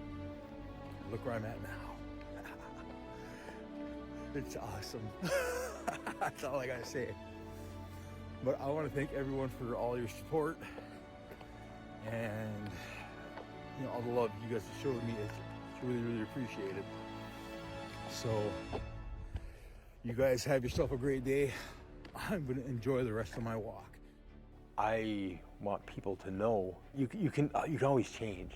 It's how bad do you want to change? And it's amazing how much heartbreak and pain and anger led to where I'm at right now. All right, we're back.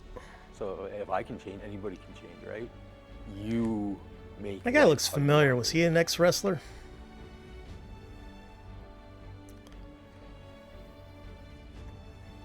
That face looks familiar, the body doesn't. Dedicated to Lucky. It's a little bit of inspirational propaganda for myself. I even did a thing. I bought joggers. I never knew what the difference between joggers and just sweatpants were, but now I know the difference. Joggers are cool. That's kind of that's what like fancy people are wearing now. That's why Americans are getting a reputation of dressing like shit, because you got people in hoodies and joggers going to fancy restaurants over there in like Rome and Paris, where people dress, you know, fancy. Americans are like, I don't give a shit. All right. Why is that not working? It's because that wasn't on for some reason. It's weird. So DDP yoga, huh? Do they actually have video? What the fuck was that? Did you see that? That looked like this. What is that? I made a recruit me to your guild. Oh, that's Asmund. This Asmongold, man, like when he streams, he's like funny and stuff, but this guy, like YouTube's always recommending me interesting videos, but it's not the video. It's an Asmongold clip of him talking over the video. I saw one where it was like him talking over a person that was talking over him. It was like, oh my God. It was like, not Interstellar, but that other movie with, Whatever. I don't care anymore. I'm going to quit trying to remember things that I can't remember. Anyhow, but you get my point. You guys didn't see what I was talking about there, but you know what I'm talking about with the whole taking other people's content and commenting on it. Whatever. I get it, though. I think I was Sidicus that told me, he's like, well, I never would have saw the video if they didn't do that. And I'm like, yeah, and I guess it does bring views to them or whatever, especially if they're smaller. You know.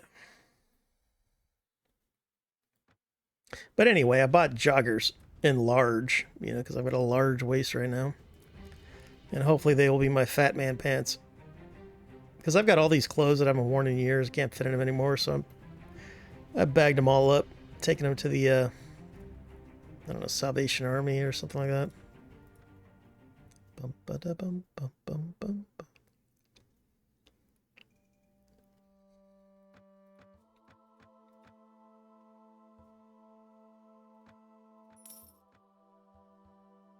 That's a good one right there. Let's get rid of Scaby Donkey and grab you.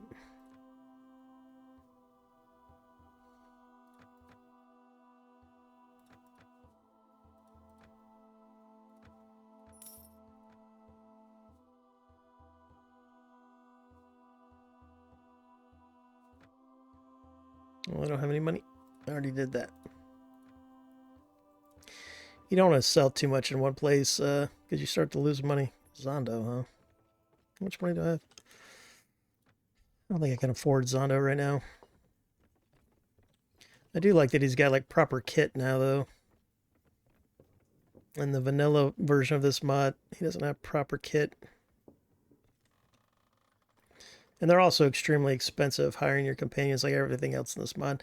That's one of the biggest difficulty levels in the World of Ice and Fire, is just the how much everything costs. It's broken in a lot of ways.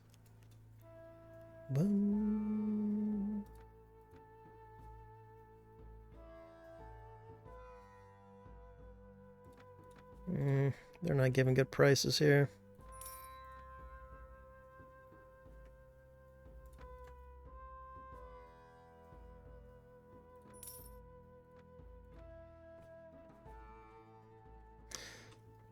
Let's see what the traveling merchants get. He's got that new shield.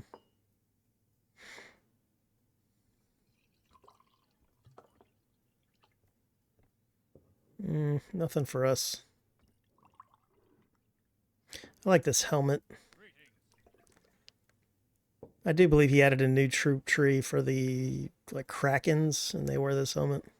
I used to use that helmet on one of my king sets, because what I would do for my king set is just take cool stuff that's unique and then make that into a king set and put it in a chest, like for my hideout or something, and then I'd grab it when I became king, or when my hero became king.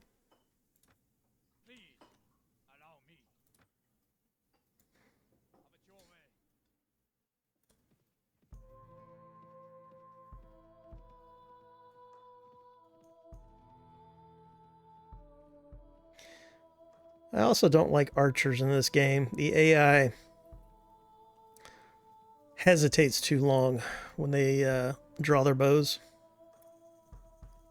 And just like the player, if you draw your bow and you try to hold it, you start to lose accuracy. And that's what they'll do. They'll just sit here like this for like 30 seconds and then let go. And it's like, that wasn't very smart. So I prefer crossbowmen, and crossbows are just extremely powerful in this mod. Bum, bum, bum, bum.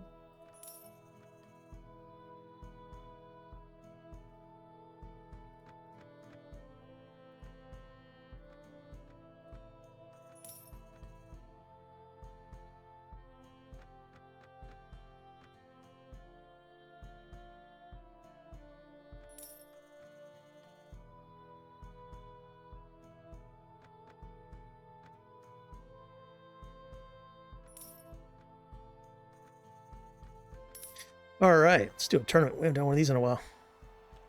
These pay really well, but they're very hard now. I mean, they're always hard, but they're super hard with that archer behind this guy. He'll one-shot me, no matter what kind of armor I'm wearing.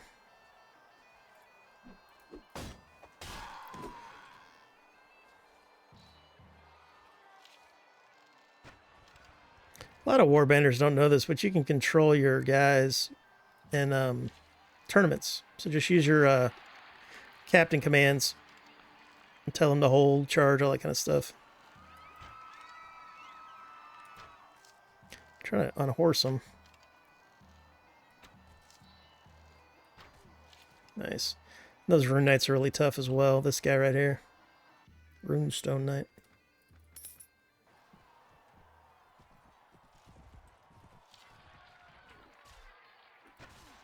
And you get your own equipment, which is super cool. Especially if you got good equipment. If you got bad equipment, it's not good, but...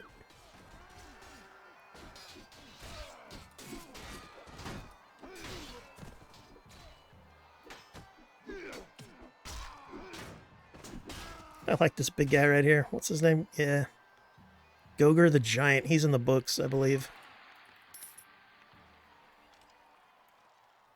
Alright, so we'll cover him while he shoots. Yeah, see, look at that. Went right through his shield.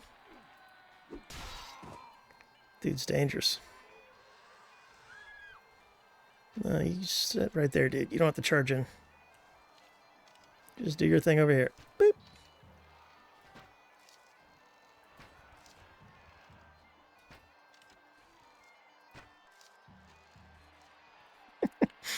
Dude's devastating, man. You get an army of these guys, man. You're untouchable.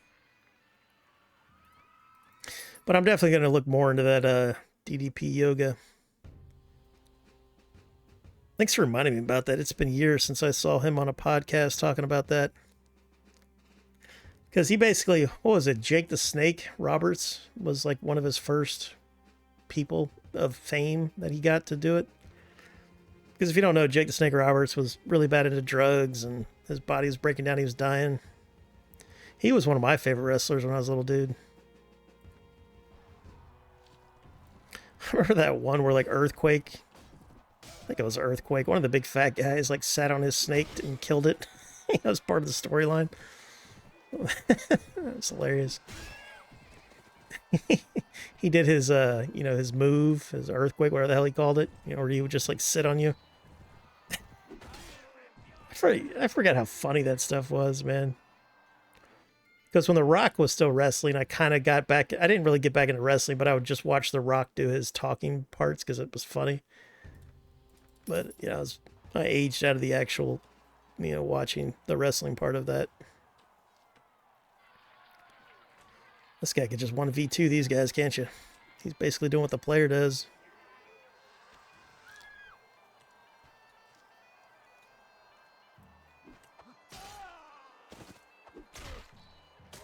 Nice shot, brother. And he's got to have an archery skill like over 400.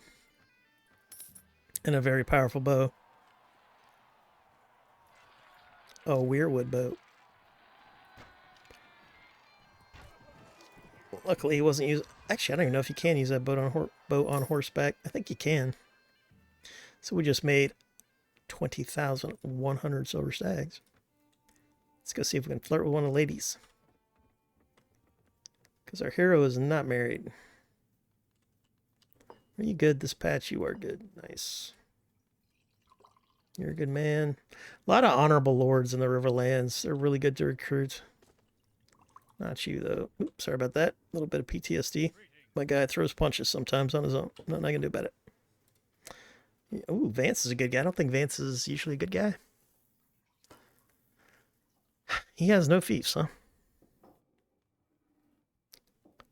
Alright, so let's start taking some notes.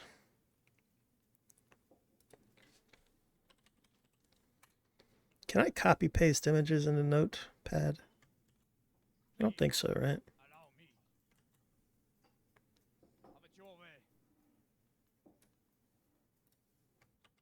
No. Can Notepad Plus do that? I always meant to check out Notepad Plus, but I never got around to it.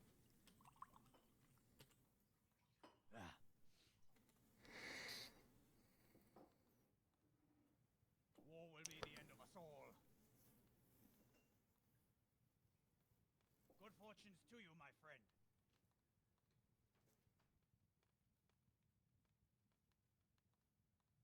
Hmm.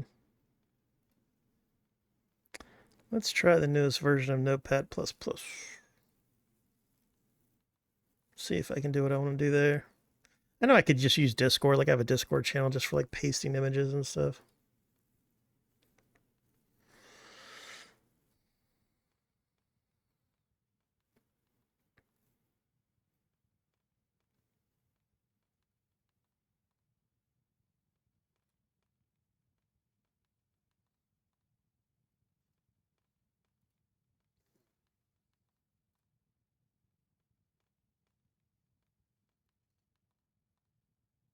Do I trust this application? I hate .exes, man. Let's go ahead and scan it. Scan it with Defender. Usually Defender would block it if it had something blatant. Then we're going to scan it with Malwarebytes. Windows 11 takes away a lot of options with my right click, and that perturbs me.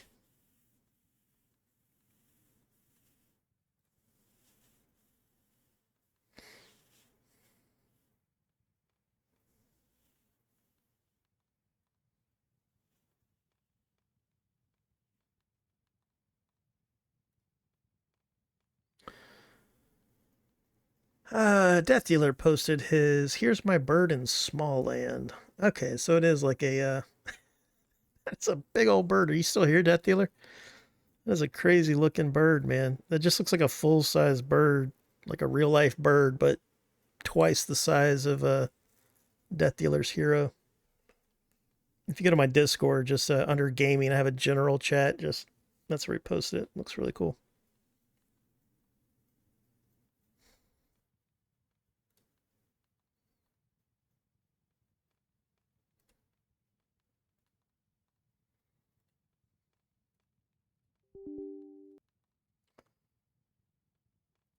All right, let's see what this thing does.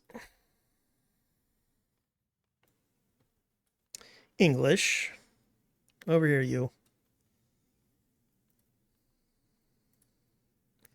No, we don't want to put you there. We want to put you...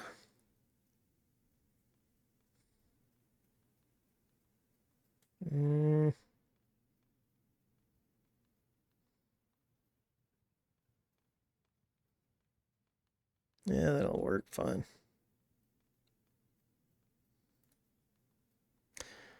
Auto completion, function, plugins, localization, themes, context menu. Yeah, it all looks fine.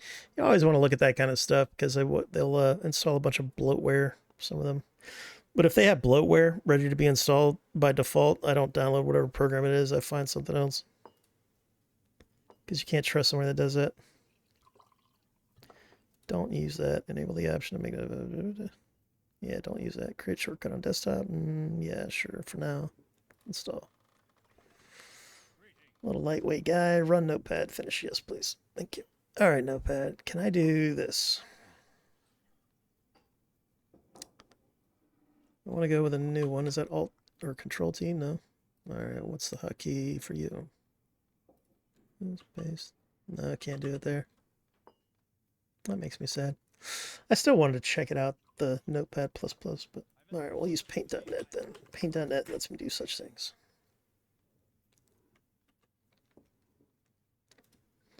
Thank you, Paint.net. You make me very happy.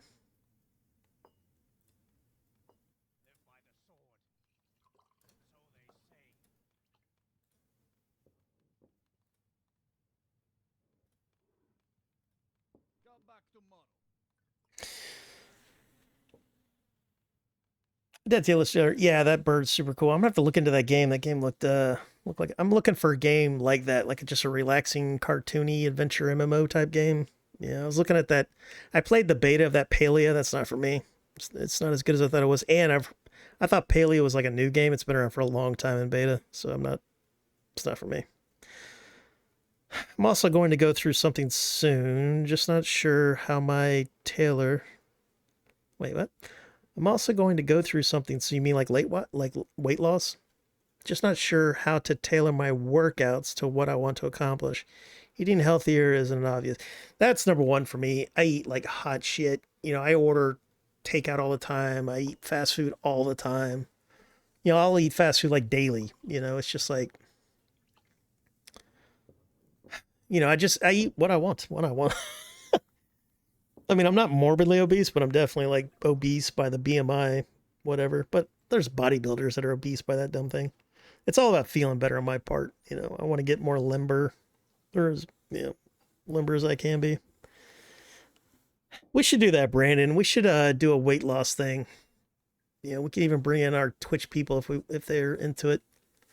There's probably some pasty white, flabby folks in our viewership. I'm not judging you, by the way. I am a part of that. I'm a full week without Coke. Well, congratulations on that. I drink diet sodas. I used to drink 10 of them things a day. Now I drink like 4 or 5 a day. I'd like to cut it down to not as many, but yeah, man, I was on the daily as well. Oh, with fast food? Yeah. I started that. I've been doing like squats and some light calisthenics for the last week, and I've already like doubled the amount of squats I can do. And I need to start doing the same thing with the upper body. Because what really messed me up is I was working on something for a family member, and I was crouched down, and I got lightheaded, and I couldn't hold the crouch very well. And I'm like, dude, you're about as out of shape as you could possibly be, and not being like a wheelchair. In fact, people in wheelchairs are in better shape than me. Way better shape. All right, so we want Vance. Do we want you? Yeah, we want you as well. So let's go ahead and do that. This is the only way I'll remember who I want with the copy paste or stuff. What is the hotkey for new? Control N. Why is it Control N? That's stupid. It's Control T. Everybody knows that. Stupid game. Or stupid program. Actually, no, I love Paint.net. Warband got me into Paint.net because that's what I use to draw my banners and adjust banners and textures and Warband files. You could do that, man. It's super easy to like change colors of things in Warband, like anything, armor, horses, whatever. You can just like whip it on over to Paint.net. You know, paint on it, do whatever you're gonna do, and then save. Boom, you're done. Super easy. Barely an inconvenience.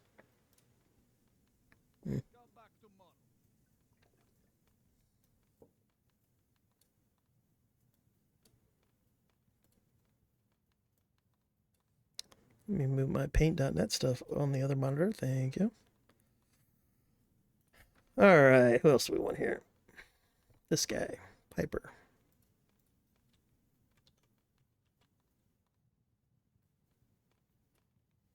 And come over here, Control N, because they're stupid.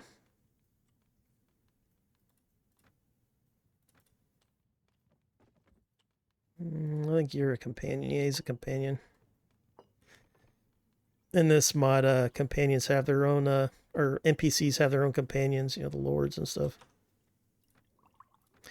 All right, I already did this correct. Yeah, it looks like it. All right, so now we should have enough money for another workshop. Glory be to the Empire. We've got Muad'Dib actual in chat. Hail and welcome, Muad'Dib. He's a really groovy cat. He gifted me a sub to Narcos last night. Narcos is an Eve streamer. Well, mainly a Star Citizen streamer now, but I met him playing Eve. Yes, you do resemble that remark. I think most of us do. If you're talking about the weight gain and hopefully eventual weight loss. I need to drop like 40 pounds, man, at least. Can't believe I have to say that for, because I've always been a slim, skinny guy for most of my life. Not in the last, I don't know, 5+ years, 10 years. Obsidian arrows, huh? I feel like these things should do more damage. I usually buff them, but I guess I forgot to buff them. How you doing, Muad'Dib? Thanks again for that gifted subscription last night on Narcos' stream.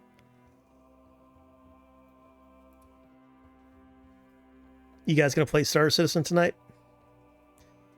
Do I want to help you out? No, I want to help out. Oh, Brax. I think Brax is a good guy. Let me see. I think Brax is a good guy. We're going to help him out.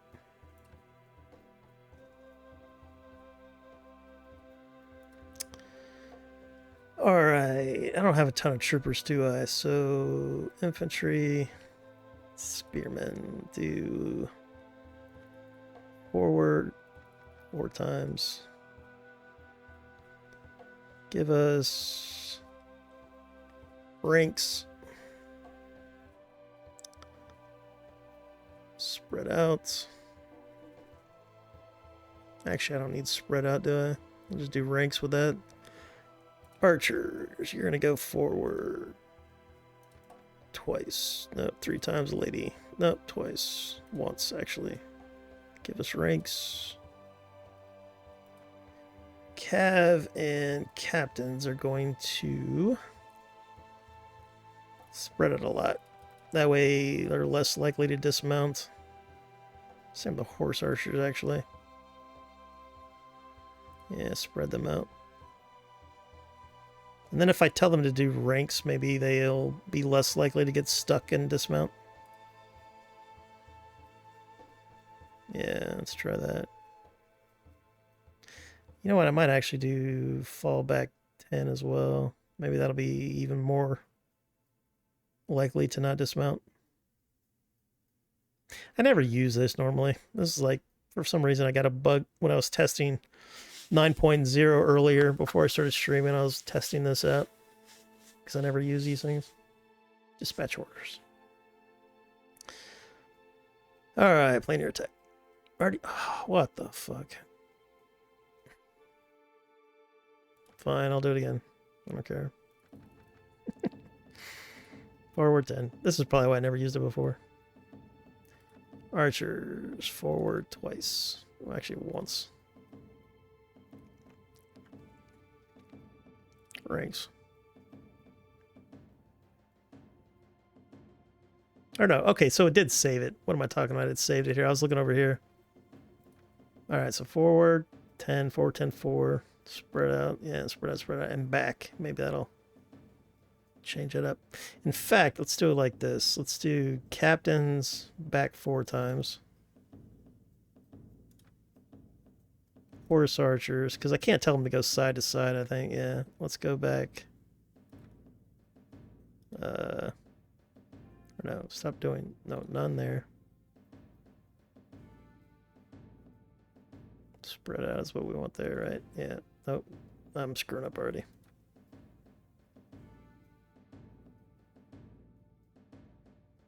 Yeah, back 1. Spread out. I don't know, twice. Captains are going to go back 4 times. Cavalry, we want them to go back, I guess, 3 times.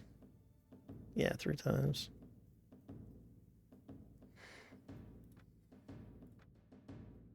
Ranks, because we want them to spread.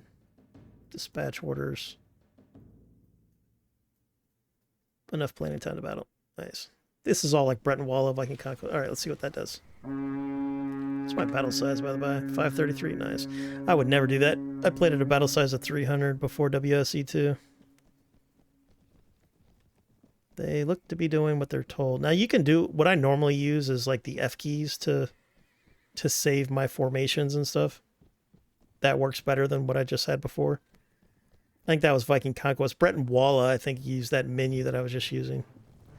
Alright, did I keep you guys from dismounting? That was the most important part of it. Problem is their buddies are in my way, the Westerland guys. Yeah, whatever. I think it sort of worked. Alright, horse archers. Go do what horse archers do. Captain's on me. And we'll let their infantry and all that be the meat shield. We're not going to lose troopers to help out a Westerland's lord, even though he might be a good guy. Individually. Yeah, I had some shoplifters attack me at work. Holy shit. An employer fired me for it. Are you in the U.S.? Because in the U.S. they do that. You're not supposed to try to stop shoplifters. But if they attacked you first, though, it's all the stress.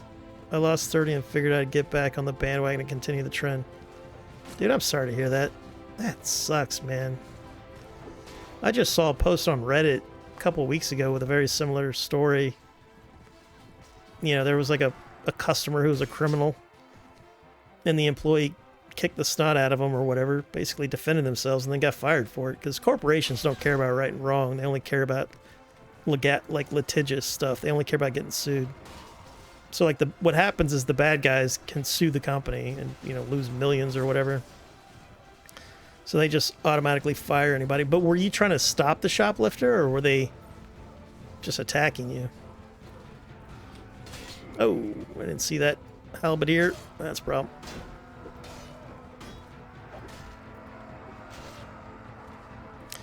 That guy's using his fists.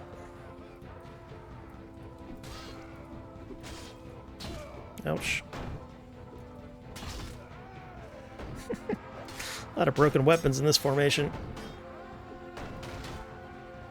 I hate shield bash so much. Such a bullshit mechanic. You can turn it off, but I leave it on. It does suck, and yeah, it's legal to shoplift in the US now. Yeah, in a lot of states it is. Yeah, it sucks, but what they tell you now is you don't stop them. You just, like, there's tons of videos online about, you know, there'd be like 20 like young people coming into a store and just stealing everything that isn't bolted down, and the employees just sit there and watch them, you know, and just do it. And it's like, because that's what they should do. And even like if I had a loved one working at a store, I don't want them to risk their life or physical health to stop somebody from stealing. That's not their job. They don't get paid enough for that. But then if you are trying to be a good Samaritan and stop, you know, that horse shit, it's just nothing but heartache, because you lose your job. You might get arrested if the cops feel like you went overboard. Yeah, but I know there's a lot of cities and states that just kind of allow thievery now. And what's going to happen is all the stores are going to pull out. You know, because that's what happened in Detroit. There was just too much crime, too many riots, and all the stores left. So, like, since the 60s and 70s, all the proper stores, like, left all those areas of Detroit. And that's what's going to happen in all these other areas. The politicians are going to have to wake the fuck up. They don't care, of course, you know, because they all live in... A lot of those politicians that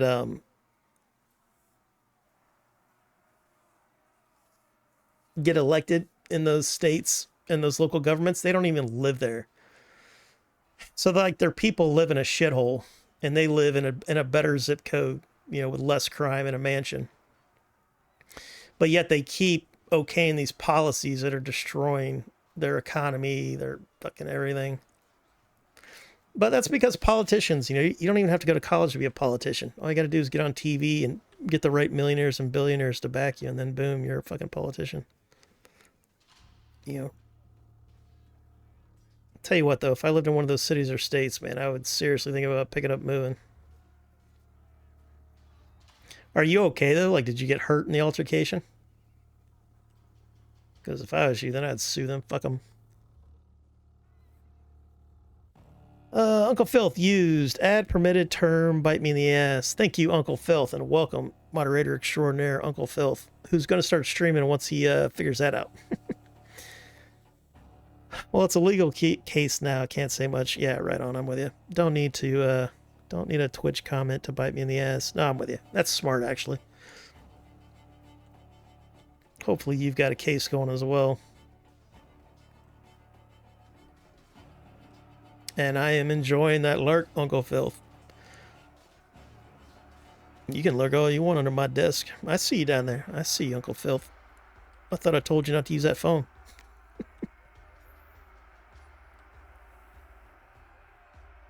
DT San Francisco is pretty much all... Yeah. When you said that, what I was thinking of was San Francisco. I didn't want to say that, but San Francisco. Yeah, it was a scene, but in... Okay, now it took a minute. Yeah, it was a scene, but you're okay, and it took a minute. I'm with you. Yeah, I'm sorry to hear that, man. You know what sucks is San Francisco was one of those cities when I was a little kid that I would dream about living in because all like the cool TV shows would take place in San Francisco. And you had the trolley cars and the hills. It just looked like this beautiful city, you know, Golden Gate Bridge. And then now when I see anything I see about San Francisco, it's just like negative. It's very sad. Did we lose?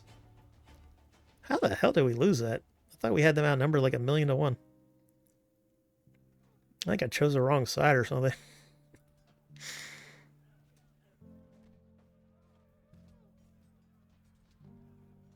I have to go back and look at that VOD. I could have swore we were outnumbering them by a lot. All right, when in doubt, help out the other guy.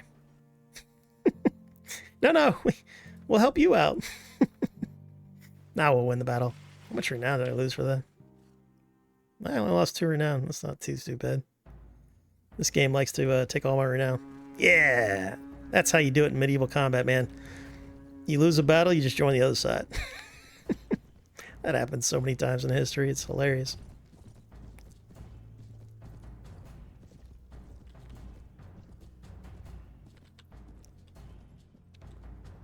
Is this PvP or PvE? No, this is PvE. This is a single-player Game of Thrones mod for a game called Mount & Blade Warband. And then there's a sequel out for Mount & Blade called Mount & Blade Bannerlord, which has kind of hit super big right now because they released it on consoles. I've listened to a few podcasts that have brought up Bannerlord, and nothing I've ever watched or listened to ever brought up Warband unless I was watching, you know, a Twitch stream.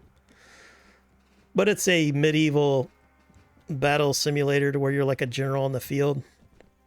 It's got grand strategy, which is cool. Not as complicated as like a Crusader Kings 3 or 2, but it's got medieval combat. Boop. This is probably my all-time favorite single-player game because of the mods. It's got like hundreds of mods.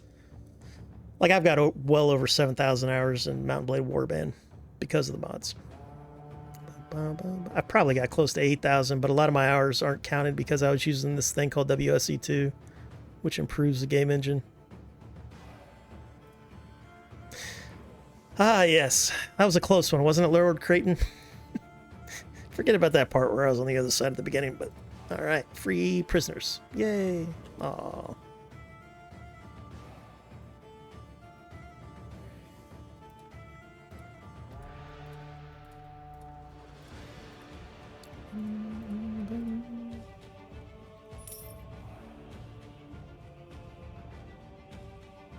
Perfect.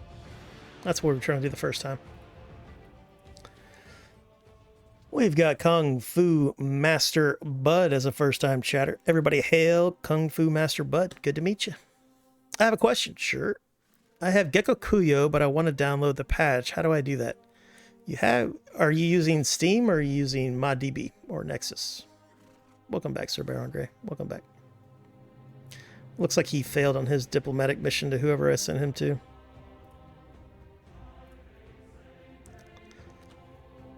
Steam. Alright. So if you're on Steam, it should automatically update to the current Gecko Kuyo. But Gecko Kuyo proper, the original, hasn't been updated in many years. So if you're trying to play like Gecko Kuyo Daimo Edition or something like that, you're going to want to go to a website called ModDB. In fact, I'll link it to you. And if you want to try out like the submods, they're actually not even submods anymore. Like Daimo Edition's its own thing now. Gecko Kuyo Daimo Edition. Yeah, see, it's even one of the first things that pops up in Google. This is the one I play if I play Gecko Kuyo. It's a little buggier than the original, but the original is just basically a reskin native, so all you're really getting is the samurai skin with the Japanese map, or the map of Japan. But Daimo gives you a lot of other stuff too. So I recommend Daimo if you're going to do that.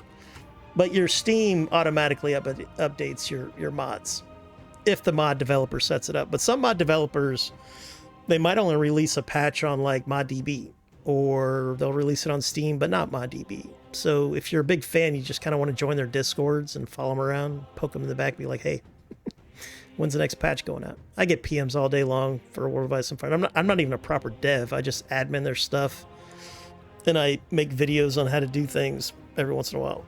But I always get PMs about that. If I download the 3.1 patch, the game freezes in the opening menu. You have Dymo. You have Dymo on Steam? Nice. I didn't even know Dymo was on Steam. All right, then what you're going to want to do is a thing called WSC2 probably. That it's a game engine that a Russian gentleman built, and it makes Mountain Blade run a lot better. Because even if you have a modern PC, the Mountain Blade game engine doesn't play nice with modern hardware. So you want to use WSC2.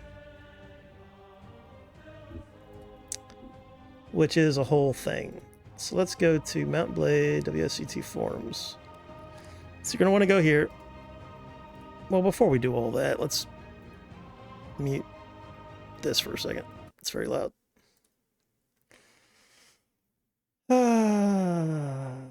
Jesus, I haven't used ModDB since the Jedi Academy days. Yeah, I love ModDB. They finally bumped it up to where our Mountain Blade Warband mods allow more than 2 gigabytes. Because for a long time, there was this 2 gigabyte maximum that we could have our mods. So like modders were having to try to, keep their compressed mod file below 2 gigs. But mods are huge now relative to what they were. But for you guys who don't know, ModDB was like one of the premier download sites. It's still the premier download site for Mountain Blade now that they've allowed the when I say Mountain Blade Warband. For Bannerlord, it's Nexus or maybe even Steam. But the problem with Bannerlord is you can't compartmentalize mods as easy as you could with Warband. Warband mods are great. They're just one file, you stick it there, you choose it as an option. If you don't want to play the mod, fine, you just don't play it. But you don't have to like change the actual core game files. Bannerlord, you have to change core game files with some mods, and then that means you have to completely reinstall the game if a mod breaks. Not only do you have to reinstall it, you have to delete everything, like your documents, the game files, the fucking app data, all that shit. And if you miss any of that stuff, you'll get like the crash to desktop when you try to load Bannerlord. It's super annoying. I wish Bannerlord had compartmentalization of the mods like Warband has, but we'll have to see what happens. But I'm with you, Zach. And then also Kung Fu, you're probably going to want to grab, because if you play a big mod, any big mod in Warband right now, you want to use WSC2. I even did a whole video on it. I'm going to link that as well. So this is WSC2. This is the Tailworlds website. Is that the only mod you're having a problem with? Like, have you played Prophecy of Pendor, Perisno? Have you played any other big mod that's crashing to desktop on launch? Or crashing to desktop soon after playing or anything? You get that, like, C++ whatever memory crash. Fucking. No, this is my first time playing any mod. Yeah. You're going to want WSC2. For sure. All right, let me go find my YouTube channel. Where's my... Or no, that's on Discord somewhere, right? All right, let's go to video tutorials. Where's that at? Up top. Yeah.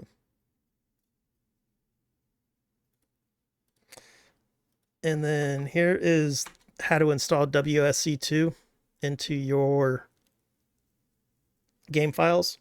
And then what that's going to do, and he made it cool now too, so it's got the Steam API, so you can still use your Steam overlay. And it still like counts the hours. Thank you for that follow, Kung Fu Master, but good to meet you.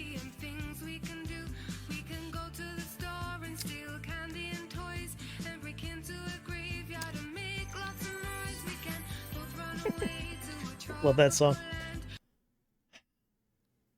So download WSC2, watch that video on how to install it, and then Dymo Edition will probably run a million times smoother. Make sure you launch your game with that WSC2 launcher.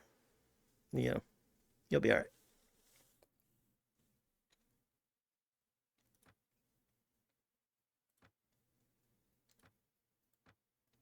There we go.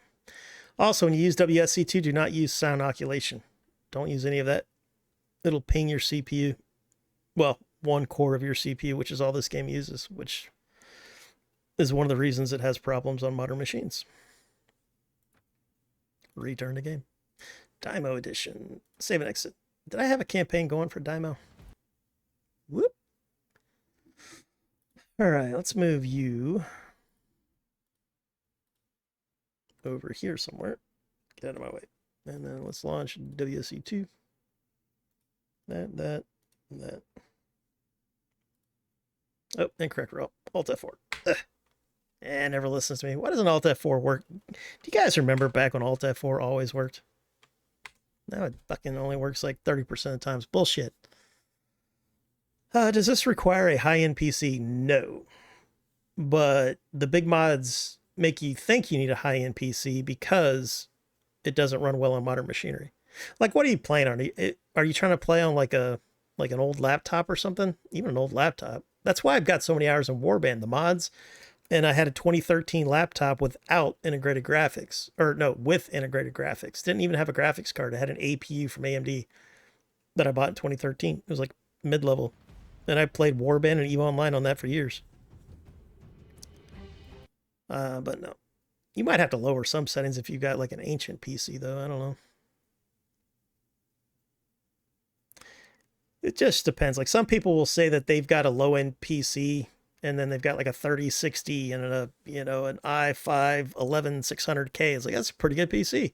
Other people say they have a good PC and they tell me their stats, and it's from like, I've got a buddy who bought a new PC recently for streaming. I'm not going to tell you who it is. And the CPU was from like 2015. And it didn't even have dedicated graphics. It was like, the fuck? Anyway, so things like that. You never know what somebody's working with unless they tell you, right? All right, where was I? Gecko Kuyo Daimo edition. Boop. Yeah, that's a good one. Let's try that. And then let's go to Gecko Kuyo Daimo ModDB. Where was I? Right there. Gecko Kuyo Daimo edition ModDB. Boom. Let's go here. When was the last time you were updated, Mr. Daimo? Oh, there's another Gecko Kuyo I'm excited for. Yeah, it hasn't had an update since 2018. So that's even Daimo. Native Gecko Kuyo hasn't had an update probably since like 2013 or 14 or something. All right, what kind of... Oh, I only had a test save. Boom. Starting a game. Also, when you're launching your game, it takes a while on Gecko Kuyo to get into the game. So if you're stuck on launching game, this can take like 5 minutes, depending on your situation. A lot of people think that the game's frozen. It's not. It just takes a while. Only on the first time, though. Once you have a save, it'll load up as quick as anything else.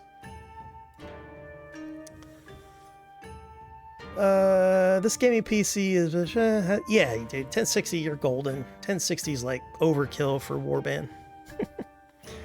And then you've probably got a similar CPU of that generation, right? So you're fine. You're fine. Does this also... Yeah, it fixes the RGL error. That was one of the main reasons for the WSC2 engine. It was to get rid of the memory crash. What's happening is Warband wasn't designed to use the amount of memory that big mods require. It surpasses like the 2, 3, 4 gigabytes of memory. So what WSC2 allows it is to not use that much memory, and it's super optimized. And the developer is a guy called K700. He's a Russian dude. He's always working on it. Like, I gave him some money on Patreon because WSC2 saved Warband mods. Because without WSC2, I really wouldn't play mods that much because they crash every like hour. Like, if I have a big battle, I would crash like halfway through it. Or a big siege, I'd crash on like wave 3 or 4 or something like that. Boat battles and like Viking Conquest wouldn't crash really, but any mod that used Viking Conquest mechanics would crash all the time. Yeah, thanks for that follow, man. You're the man. Oh, you're welcome, man. You're welcome. And then I recommend joining the Discords if you get into it and you really enjoy the the mod. That way you can get like tips and tricks. Welcome adventurer to Gecko Kuyo. Before beginning the game, you must create your character.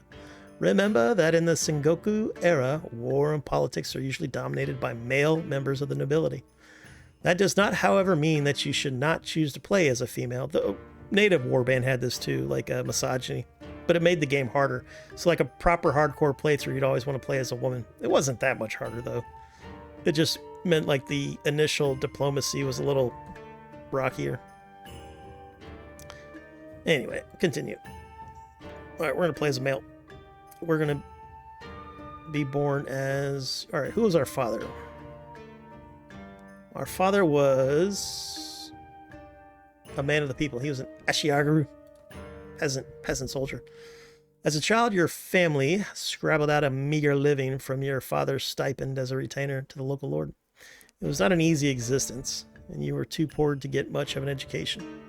You learned mainly how to defend yourself on the streets, with or without a weapon in hand. You started to learn about the world almost as soon as you could walk and talk. You spent your early life as an attendant to the daimyo.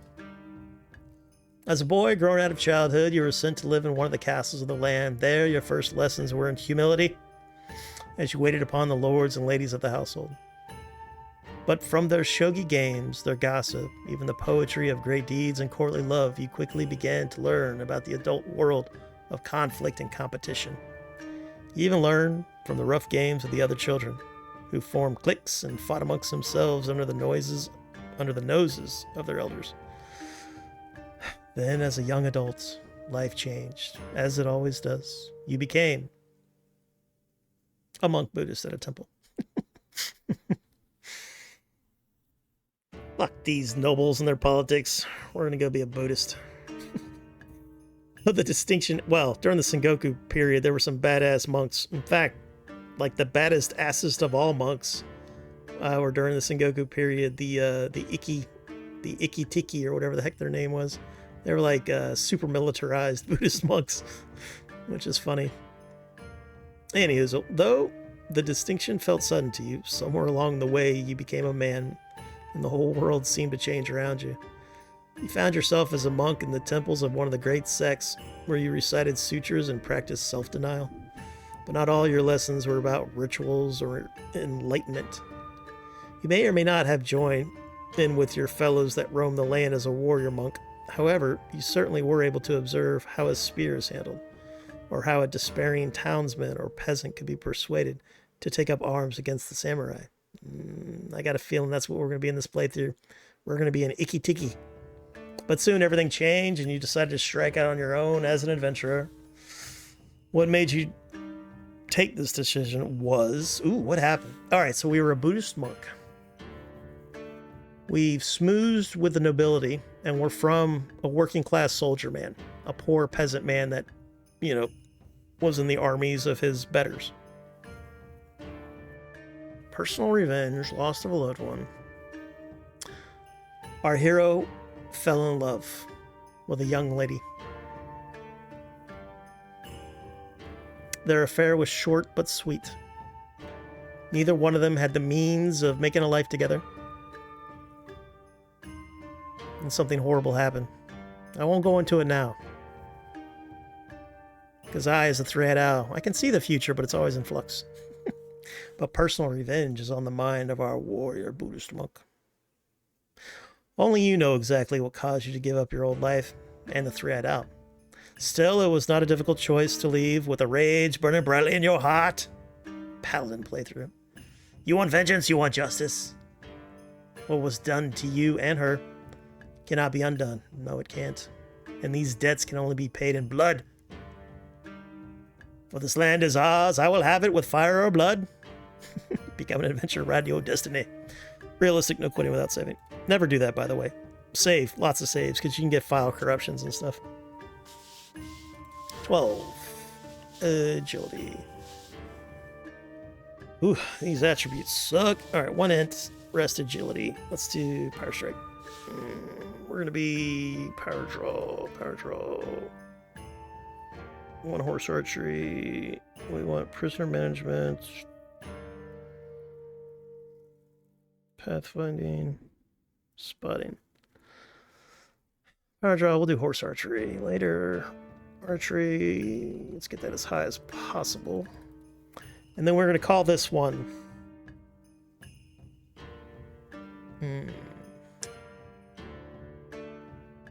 We got Kung Fu Master Bud, so we're going to go with Master. Who's the other one that talks? Zach. Master Zach. Who's the one above that? Over here, you. Master Zach the Filthy. There we go. Master Zack the Filthy. Oh, I didn't put a space there. My bad. Boop, boop, bloop. Zack the Filthy. There we go. Master Zack the Filthy. Perfect. Masters have to... I'm thinking about changing my name. What do you guys think? Because people keep calling me Master and not Raw. So I'm thinking about changing it to like Raw something, like Raw 07 or like anything. But make Raw the first thing. All right, I think we're going to be... Who do we want to be here? Ooh. That doesn't look very monkish. That'd be a Gaijin monk. I guess we could have been like a found childling on the beach from a Gaijin shipwreck. Yeah, let's go with that. Sure, why not? All right, what do we want here? I want a ponytail because I'm currently sporting a ponytail. I did cut off a lot of my hair though, so I basically do have a short ponytail now, which is good. The long one was getting annoying. Yeah, about that size right there. Nice, perfect. And we're gonna stay a ginger. Perfect, perfect. Looking good. Beard, do we want a beard? Ooh. Ooh. Nice. A little more. He has a monk, so he probably doesn't get to shave too often, right? Ooh, I like that one right there. No, double ponytail. Yeah, double ponytail. That makes me happy. It makes me happy. Alright, let's make some changes. Whoop. Fat head. Maybe. Face ratio. What? Long face for wisdom. Pig nose? Yeah, a little bit of pig nose. I got a little bit of pig nose myself. Whoop, whoop. Big brain. Big brain. Eyebrow shape. Oh, that's passionate. Empathetic. Anger. But we're here for vengeance. So we're a little bit of anger. Eyebrow height. Ooh, whoop. Right there. That's pretty good. Yeah, big cheekbones. Chicks dig cheekbones. Oh yeah, get that whole V anger going. V for vengeance. Eyelids. A little bit of eyelid. A little bit of a Diamond Dallas Page eyelids. A little too far with plastic surgery. What's going on there? Is that depth? Eye shape. Yeah, I'll just leave it there. I like it. I like it. We're sticking with that. Japan. A land torn between rival daimyo battling each other for supremacy. A haven for samurai and ronin, cutthroats and adventurers, all willing to risk their lives in pursuit of fortune, power, or glory. In this land, which holds great dangers and even greater opportunities, you believe you may leave your past behind and start a new life. You feel that finally, you hold the key of your destiny in your hands, free to choose as you will. And that whatever course you take, great adventures will await you, drawn by the stories you hear about Japan and its provinces. Let's go to... Where would monks be hanging out? North, right? Well, no, it'd be like Midland. Let's go north. I never go north. You have arrived at Hirosake, in the northernmost district of the Mutsu province. Day of the entirety of Japan. Perfect. You're exhausted. You wait before dawn. You venture out in the streets. Still deserted. All of a sudden, you get attacked by evil shoplifters. We will defend ourselves against evil shoplifters. What do I have here? I have a bamboo stick. I wonder what kind of piercing damage that does.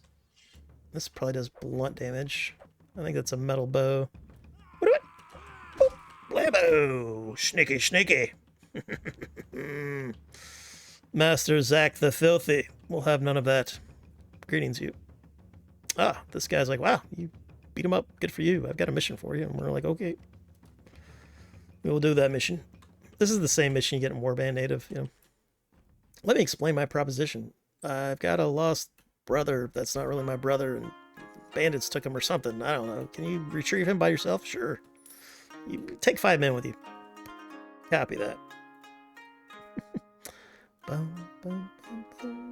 Man, I love Gecko Kuyo.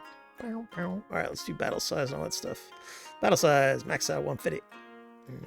Everything else is okie dokie. Get our grass going. I turned that off on roll device on fire because it looks stupid.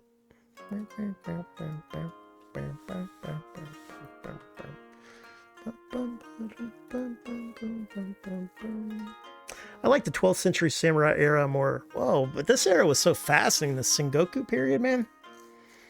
You know, the introduction of black powder. You know, the fucking Civil War upon Civil War. You got Oda Nobunaga. Come on, man.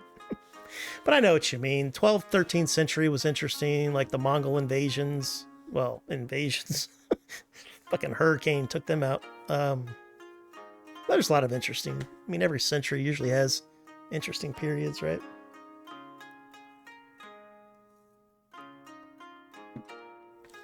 All right, where are we at? We're up north. All right, we are way up yonder. Whoop. Oh, he changed this, or I don't remember the compass looking like that. Looks like one of them ivory ones.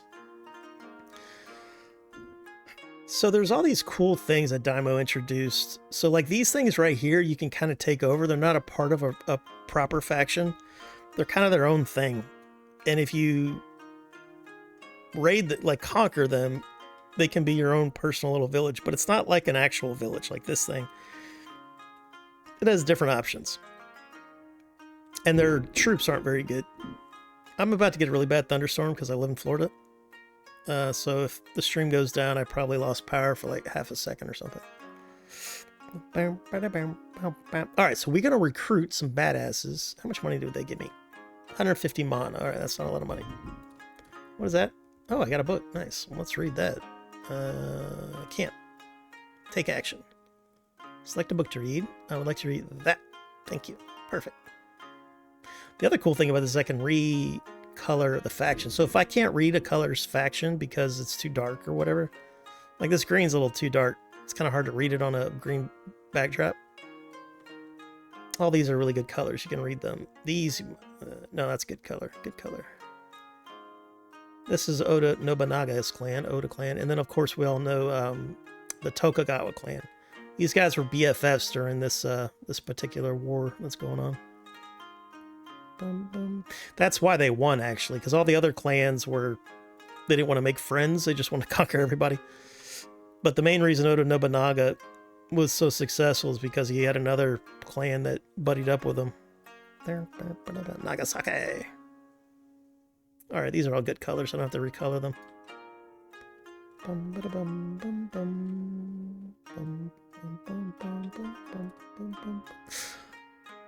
All right. Also, if you look in the game files for the mod, there's like a troop tree picture and stuff, so you can look at all the troop trees. You can do it in game too, but they're all very similar. Yeah, but some have higher tier. Like Hatamoto is like the highest tier. So like these guys have a Hatamoto cavalry and infantry unit, but they don't have a Hatamoto range unit, right? So like I always mix and match like two clans. I get one clan that has the Hatamoto of these guys, and then another clan that has the Hatamoto of these guys. It's a good little pro tip.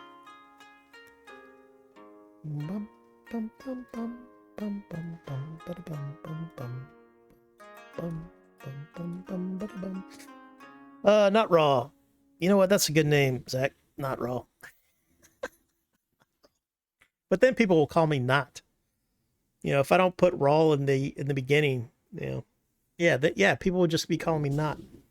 Also, you said you were done completely with Eve now. Yeah, I'm done with Eve, man. I love the players. I love the scale of Eve, but the actual like playing of Eve, you know, I'd rather play something else, you know. The only reason I played Eve as long as I did were the players, and then I was playing on an old laptop. That's the only reason. But once I got a proper computer, I have options. Eve was like the not so attractive girl on deployment. Or the not so attractive girl in like your wing of the dorms in college or something. It's like normally you wouldn't ask her on a date, but there's not a lot of options. So you ask her. But that's not Eve. Eve's actually a great game. It's just I'd rather play like Star Citizen, man, or something else. Rust. Ooh, there's a tournament going on. We're gonna get our asses kicked, but we're gonna do it. Fight next tournament.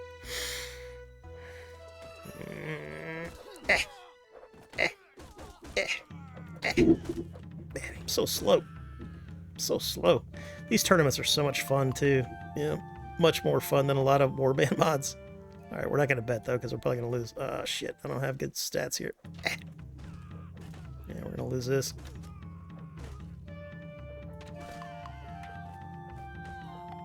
Also, I'm not a big fan of the animations of Gecko Kuyo. Everything just blocks your view. Oh, that's gonna suck. Oh, get it. Nice. I also have manual blocking on, so these guys are super fast. And my guy's super slow. Oh, don't hit me. Hit him. Oh, don't hit me, I said. Oh, she jinked me. Yeah. I don't really start winning those tournaments until I level up a little bit. And even then, it's like a flip of a coin. Alright, how much you guys cost me? Oof, yeah, the samurai. You recruit samurai from towns and castles. The guys that you get from villages, it's a different troop tree. That's the peasant troop tree. But they're a lot cheaper, so you kind of want them in the early game. How much is armor? Oof, that's expensive. Goddamn. Man, there's been some inflation going on in 16th century Japan since last I played. It's going to be a grind to get enough money for all that. I feel yeah. I've been getting back into the PvP. That's the only thing that could bring me back to Eve is if I found like PvP stuff. But I think what keeps me away from Eve is I never liked the logistics. I hated logistics. It's like, because I've got like ADHD when it comes to that. Like, you know, whatever I feel like doing that day, I want to do. But in Eve, it's not like that. You have to make a plan. You have to move a bunch of crap or pay to have it moved. That takes time. So, like, I would almost want to just go live in a C2 with, like, a low sec, null sec, static, and then just live in the C2. And then just, you know, PvP out of the C2 or live in Jita.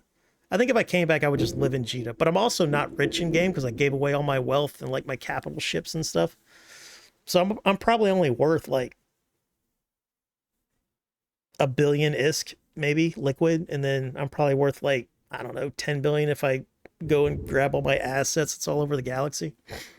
But I would want to play with you. So I was thinking like either the BattleBit Tarkov game, Stallcraft, or Star Citizen. Let's finish your talking about Zach. I linked his channel. Let's turn that down half a second here. But Zach makes these cool cinematics, man. He's one of my favorite I started watching Zach in 2013. He taught me how to fit up my my Caldari Raven for level 4 missions. Back in 2013. That's when I started playing EVE Online. And then that's when I started watching him. But his cinematics is, you know, really, really good. But if you come to his channel and you go to his playlists, we've got Division. Oh, I bought Division 2 a month ago. I've only played it for like 45 minutes, but I'll play that with you too. But I'm low level, so I have to level up to... I don't know how that works in that game. I didn't know Division 2 was like a third-person shooter MMO. I thought it was like some first-person Call of Duty type game. But that's really cool. I recommend that if it goes on sale. It's a cool, fun little game. I didn't know you live stream. You got a playlist for live streams? You should do that. Oh, no, I remember. I caught you on live streams. You used to stream on Twitch, too, a little bit, I believe. Why can't I see the gosh dog?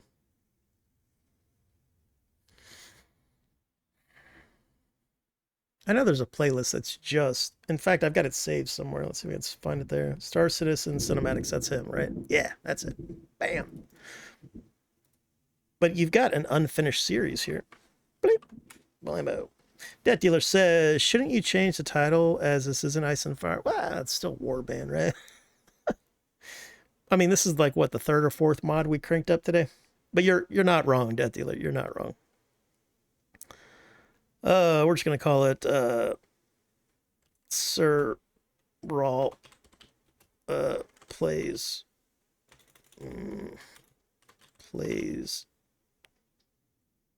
all the mods. All the mods. I love Warband so much. It's just when somebody starts talking about a mod, I'm like, ooh, let's play that. Everything else is good, right? Perfect. Thank you, Death Healer. Classic Raven. Oh, hell yeah. In fact, you know what? Let's find that video. It's got to be there, right? 2013? Or you might have made the video in 2012. I don't remember. Who did I watch back then? It was Zach. It was Sir Squeebles, who I joined Sir Squeebles Corp. They taught me how to PvP my first year. Then I joined Initiative. Now I've been all over the place. And I only played Eve seriously for like 3 years, but I played it seriously. I studied it like it was a college course, man. I can't remember a lot of stuff, and all my information's old anyway. But I basically, when I quit, I was in Delve helping goons rebuild Delve, and I was just doing like solo, oh, what do you call it? I would just roam around solo protecting our like miners and shit. It was really cool. Solo sob defense is what I was doing. Zach Eve Raven fit. Let's see if that worked. Because I got a Raven, and then I was able to afford a Navy Scorpion, and I could save like 100 million ISK if I bought the Scorpion in low sec. So I was only in like my 3rd week or something like that, and I was so scared. I set my alarm for like 5 o'clock in the morning, my time, or whatever it was, to like, I bought the thing, and then I waited a couple days, and then I snuck into low sec in a frigate or whatever. I got into an unfitted Navy Scorpion, the most money I'd spent at the time in game, and had to make like 2 or 3 jumps to high sec in an unfitted, like couple 100 million, or actually back then it was probably worth like, I don't know. Actually, I think it was worth like 500 million back then, or I can't remember. It was a lot of money for me at the time, whatever the hell it was. It's funny. Let's see. Was it the mission? Raven, Navy. Was it this one? So, I mean, It's probably this one. It was one of these.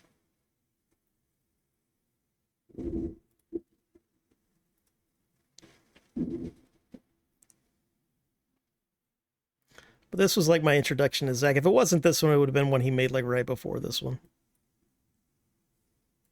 But this was EVE Online 2013.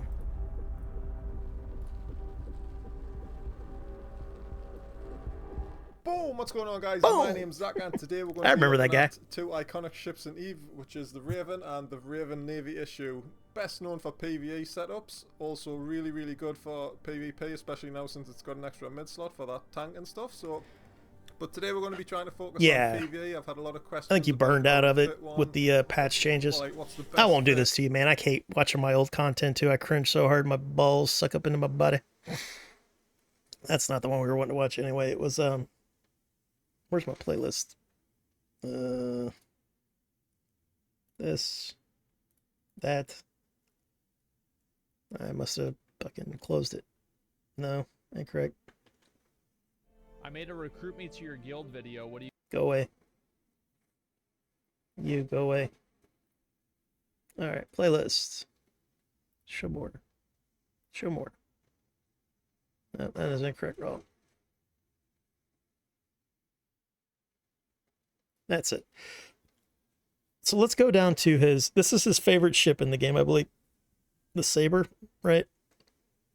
Is my memory? Yeah, that's right. Boom. Yeah, this will get you pumped to play some Star Citizen. I always recommend to do the free fly first, so before you buy.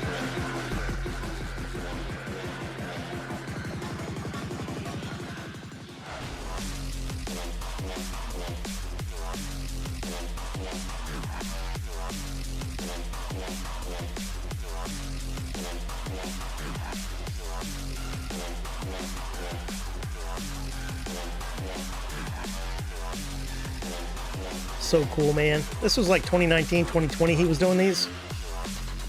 Star Citizen looked and flew way different than it does now. And they're about to change the flight model again. It's going to be completely different now. They're trying to slow it down. They want us to, be at the speeds of like a World War II fighter in space. It's weird.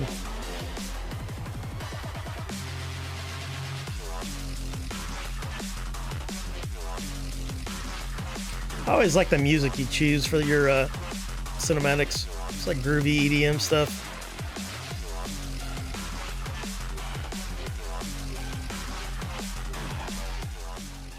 Yeah, that's badass. Oh, yeah, that's a good effect right there.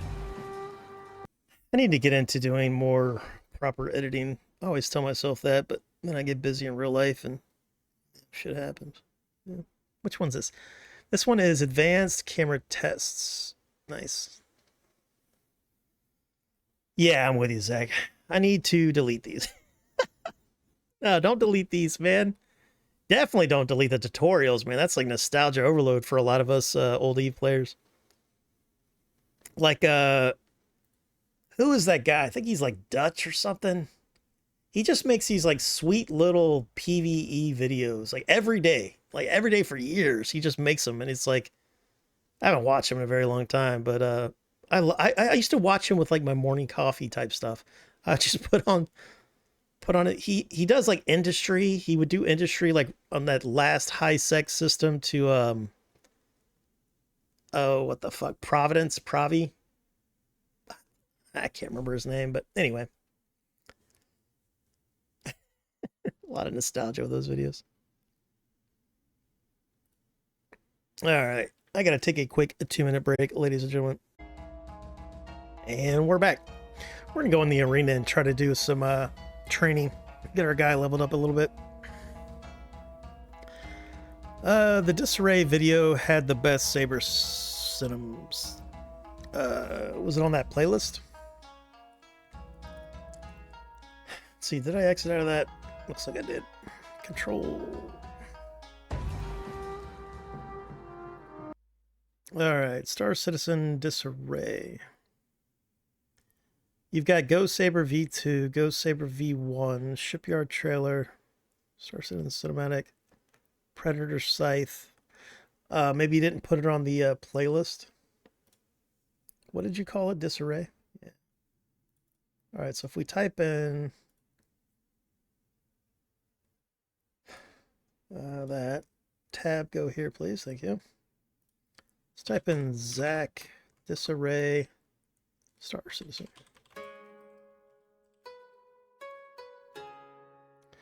Major overhaul charges. No, I'm not even getting any Zach videos. Man, Google search, YouTube search has gotten so shite in the last couple of years, man. It used to be so good, like Chrome and Google together. It was just like, man, so good. Now it's all just hot garbage. It's all like AI articles. Anytime I try to Google something, I get AI articles. It's like, fuck off. Yeah, I can't find the Disarray video, brother. Throw me a link if you got it. You might be mobile though.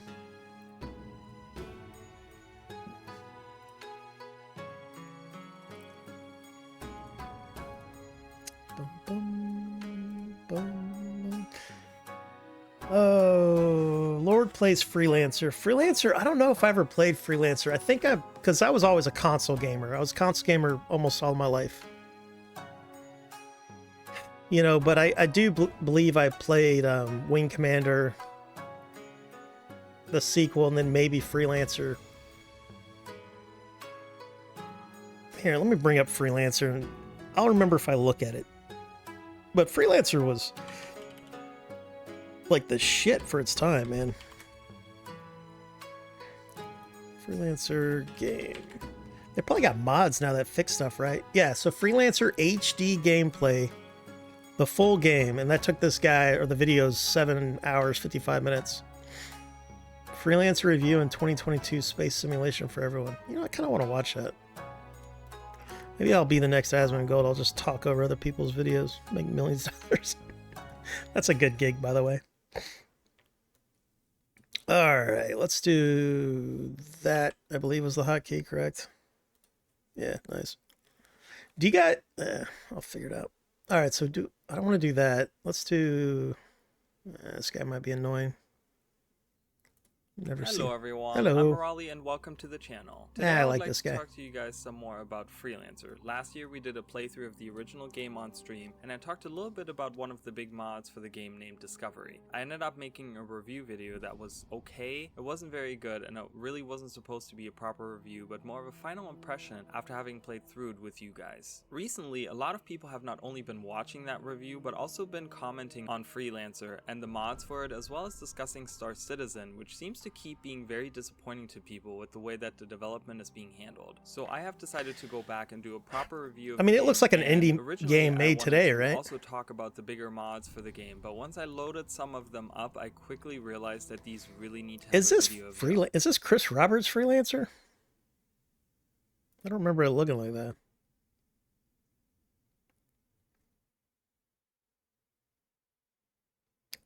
Is there another game that has Freelancer as a name? I don't think so. Anyway. Freelancer Crossfire's the best, all right.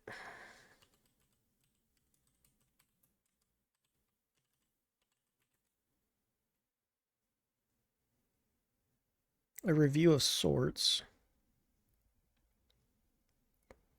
Is there like a 5-minute review, or is everything going to be a million videos?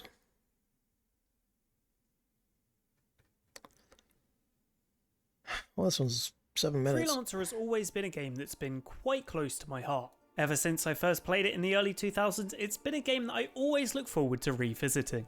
But how has my opinions of the game changed since playing it as an entire recorded series? Yeah, see, back then, at this time, I didn't have a gaming PC. Of Crossfire.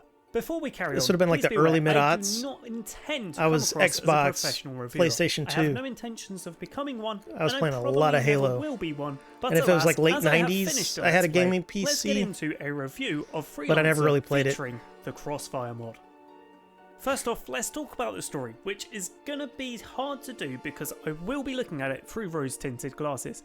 Now, the story, unless you pay attention to it, I've never played this. Reading, kind of doesn't make sense. But then again, this is sci-fi, so expecting something to make sense is sort of like going to a stripper party and expecting That's what people to MacGuffins wear are for. clothes. Explains away everything. The story sees you playing as a freelancer called Edison Trent, who is quite a cardboard cutout of a protagonist, and sadly his vocal interactions do leave Zach. a lot to be desired. Thankfully, the excellent supporting cast with famous names such as Jennifer Hale, John Rhys Davis and Michael T. Weiss, and even the famous "Oh my" of George Takei definitely make this a star-studded performance. I like that George definitely Takei as a can voiceover capture actor. The eyes and ears as and when it's appropriate. The story missions vary Eve from tactics used. really great to utterly trash. I was telling that to these Star Citizen guys. Like, when I first started playing, they were talking about like tactics and stuff that they want to implement when the game allows us to do it. And I was trying to bite my tongue because I'm like, it sounded like Eve and like, I don't know, the aughts or something, because, you know, Eve is such an old game, and the tactics that they were talking about is like been min-maxed to the nth degree in New Eden, you know. Now, Star Citizen's a completely different style game, but if it can get to be a big enough scale, you know, like 1,000, a couple thousand people on a server, that's when all those Eve tactics will start to come in. Like even Squeebles, like Squeebles was playing Star Citizen for a while, and we were on Discord playing the game, talking about what we were going to do and like setting up traps and all, you know, Eve things. All right, brother. Thanks for the lurk. Thanks for dropping by and saying howdy. Mrs. just got home. Hey, understood. Real life raid boss beats all in-game raid bosses every day. Luckily, I live like a hermit monk, so it's not too bad for me. Instead of doing a full recap of the story, instead I'm just going to give you 3 good missions and 3 bad missions that I found throughout the game. First off, let's start with the 3 good missions.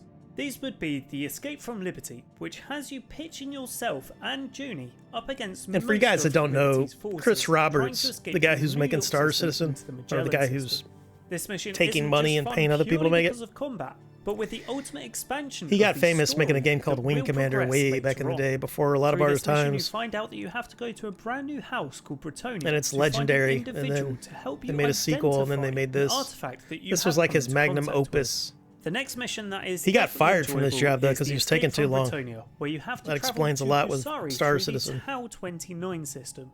In this system, you are yet again attacked by another Rhineland fleet. But this time, it is a true fight for survival. As far as pure combat missions go, but if you like this, we're not going to watch this whole thing, but if you like this, check out a game called Spaceborne 2. It's made by one guy. Only costs $20 retail. And it is so good. It's so big. I've only played it for a couple hours because I was getting this crash, but supposedly that crash has been fixed with a patch. But check out Spaceborne 2. If you like sci-fi, dogfighting, and all that stuff. Most of us do, probably. I need to learn. Oh, we read that. We're caught up. Okay, let's get our music on. All right, let's train. Good day, friend. Do you want to train? Yes. Is there a reward? Nice. Alright, good. That's what I'm gonna do. Alright. Alright, I hate first person in this game because of that animation. So I have to aim high for everything. The crosshair does not adjust between first and third person, which is why I'm always switching to first person when I'm a bowman. Bloop, bloop. You'll get one of these big old weapons over here. That one.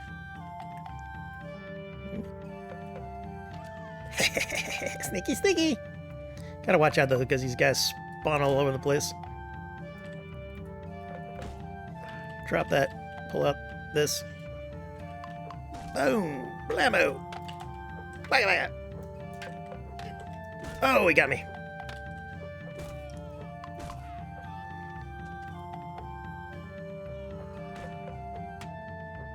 Oh, I blocked the wrong direction. That was my bad. How much XP are we getting there? Not a lot, right? Let's try that again. We got 5 mon. Not here for the money, though. We're here for the weapon proficiencies. Why are you all after me?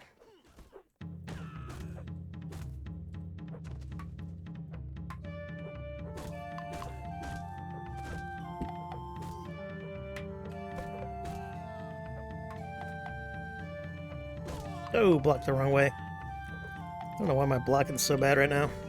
Get away! I'm not even fast enough to move.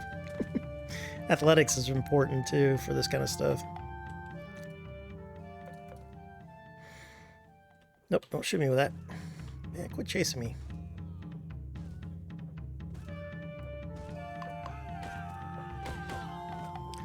Why are you guys tag teaming me? This is bullshit.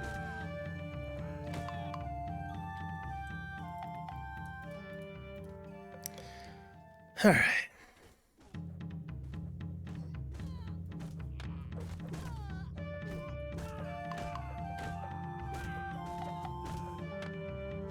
I'm so slow, or my character is so slow, I can't even like chain attacks. This has got like that vanilla balance to where when you're level 1, you're slower than a human should be. You're like as slow as a human trying to fight underwater. It is so bad. And I'm used to being Ulrick. Ulrick doesn't mess around. We'll have to go to one of those training yards. That way we can also do our ranged attacks, I think. Let's see here.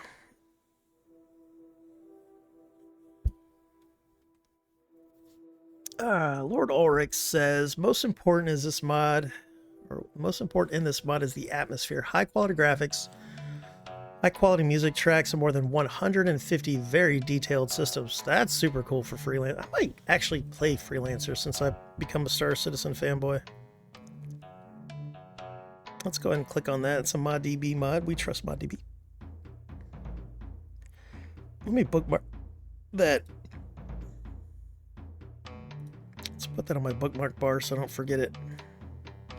Thank you for that link too, brother.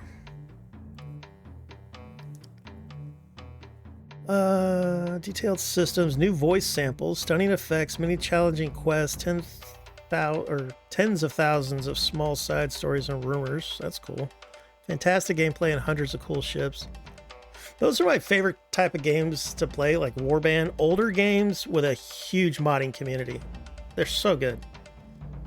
Like Warband, the game was like a good game, but Warband with the mods is a great game. Same with Bannerlord. Bannerlord's a great game, and with the mods, it's gonna be a flippin' masterpiece.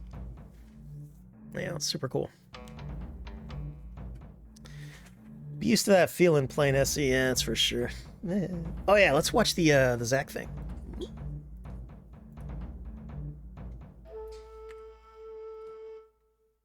Because I'm not even sure if I watched that one if it wasn't on the playlist, you know? So I'm kind of excited for that one. Alright.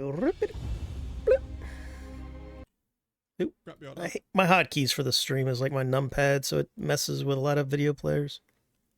Make sure I hit the right hotkey. There, perfect.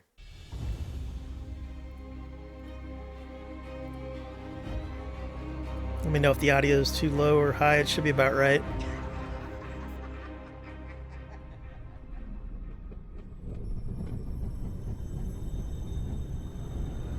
I've never flown the Saber. Or no, I think Zach let me sit in his Saber. I take that back. Nobody flies this anymore. I guess it got nerfed. Hornets are the flavor of the patch because they accidentally screwed up a decimal point. Now Hornets can accelerate at 26 Gs. Again, goddamn Hornets everywhere. As far as the eye can see. Oh, this is so good. Like spaghetti western cinematography.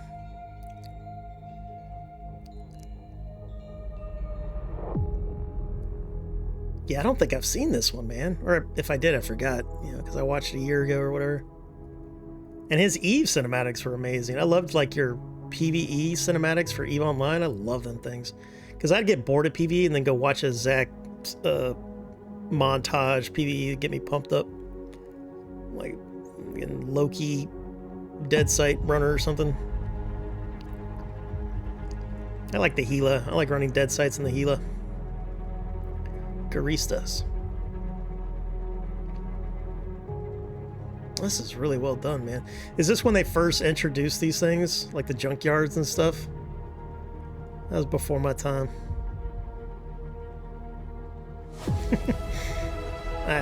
He timed it with the dramatic, you know, opening of the song. Great editing. I'm getting that sci-fi turbo nerd goose pimple. Going EVA. EVAs look better now, by the way. They're still janky as shit, but they look a little better. This is him turning off the satellite so you can do PvP without getting crime stats. So, like, no crime is recorded if the satellites are down. What's up, guys? It's Zach, and welcome back to the channel. Today we're going to be taking a look at a rarer mission in Star Citizen. What is this HUD? It's fully functional. I can read it. The glare from the moon doesn't blind me and saturate it so poorly that I can read his altimeter. What is this madness? Is that his velocity? Easily legible? The crime stat. It's got a red in it. I know that means bad. This is madness. What game is this? What mod are you using? Fucking... I don't know what it is about Star Citizen making their HUD and their MFDs look like some goddamn MiG fighter from 1973. It's like we're in the goddamn 30th century and I can't read my HUD. Go fuck. Don't get me raging. Don't get me raging. Let's continue to watch this glorious, glorious functional HUD and content creator, not Zach. Something called Disarray, and it seems it's only accessible to players with a level 5 crime Yeah, but it's so functional. In a nutshell, the mission objective is to collect a crypto key from a small scrapyard outpost on Daymar, take it to the required com area listed in the mission, and then use Yeah, this mission's still in the game. I don't think I've ever done this mission, but I think it's still in the game. Mission reads as a couple of heavy hitters are working on a big score and need com area. Moby Glass still looks exactly like this. That needs an update. To make sure they get some privacy. Once it's offline, we'll need you to hang around there. What year is this? Is this like 2020?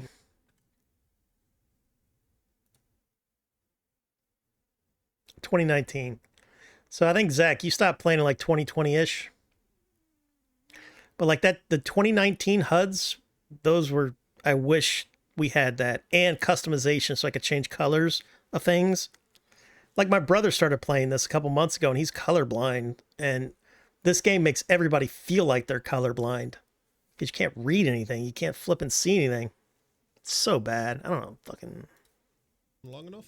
If I'm being honest, these heavy hitters had one of their own to try to handle the array, and they were taken out. Just don't let the same thing be used to that feeling. Need to get a big dick stream deck let. Yeah, I know. I was almost thinking about getting a second keyboard just full of macros. But head to Brio's Breaker Yard and grab one there. I don't really stream enough to invest more money in it. I wouldn't even have the PC that I have if it wasn't for streaming. Now, on the surface level, this seems pretty simple enough, you know. Just go. I bought a used PC and started streaming on that. But this is actually a PvP. Had a RX 580 in the first gen Ryzen 1400 CPU with 32 gigabytes of RAM.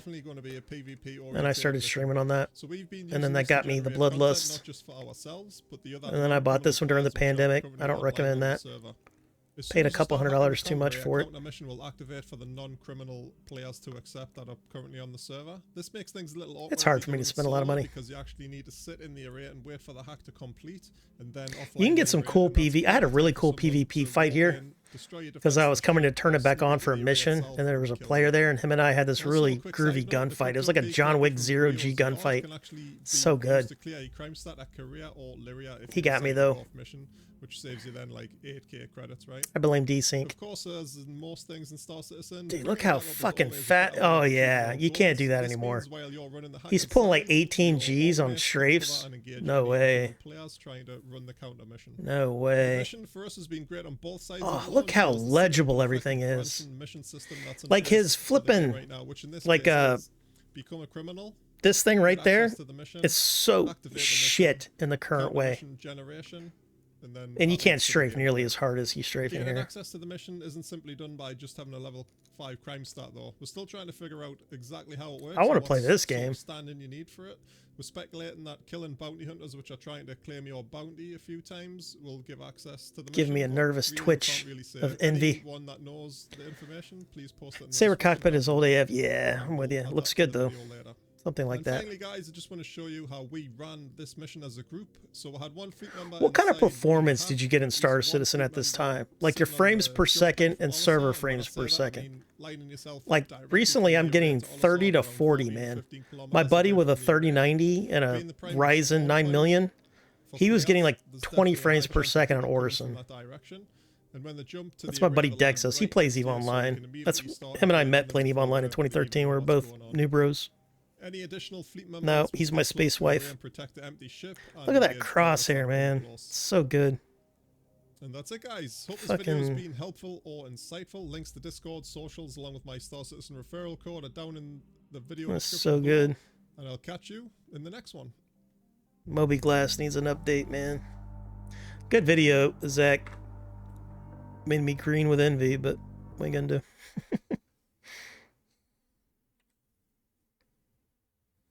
Make sure we like that video. I'm gonna link that if you guys are interested in sci-fi space shenanigans. And if you play EVE Online, definitely make friends with Zach. Go PvP. Are you doing mainly solo PvP, or are you running around like small gang, or doing wormholes, or low sec, or what are you up to? That's one thing I'll give EVE, is it runs at 100 whatever frames per second that you got to set at. Bum, bum, ba-da, bum, bum. All right, what did I want to do? Training yard, right? Yeah. Hit me. Oh yeah, this thing right here. Let's go here. Or no, let's finish the opening mission. Let's grab some. What is this? Hirosaki? What clan is that? Nanbu clan. These guys are known for their plate armor, I believe. Their Nanbu plate armor and their horses. Alright, Hojo clan concluded a non-aggression pact. Good for them. Alright, let's recruit some Ashiagu. What kind of supplies? Yeah, I need rice. 70, I've got 140. Yeah, let's get some rice. That, I believe, goes bad, right? Or no, that's a book, not food. Looks like food. Alright, we'll just do that.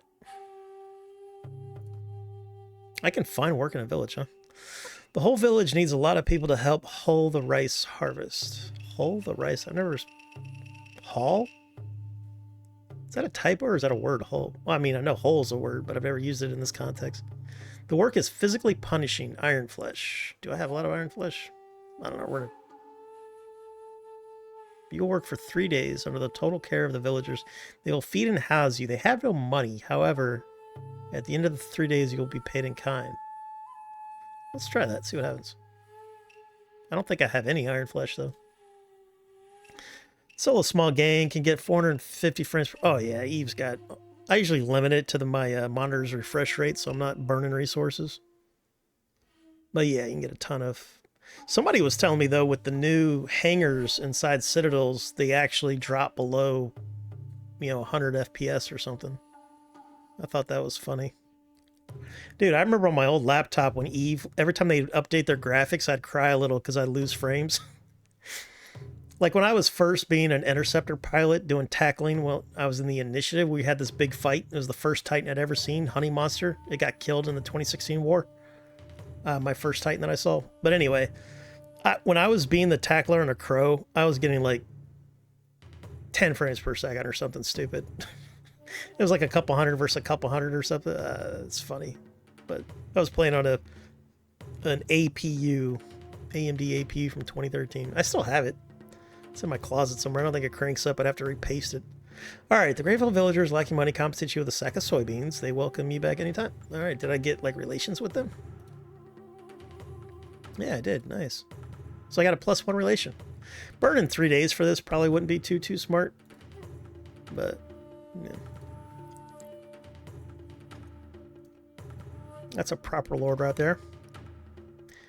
I need to change their color a little bit, though. It's a little too dark. Alright, Nanbu. Let's brighten their green a little bit. And then give them a little bit of red. A little bit of blue. A little more green. Done. Can I read you now? Better. I don't want to change it too much. I like to try to keep it as much to the original, but just brighten it so I can read it. And the soundtrack is the tits.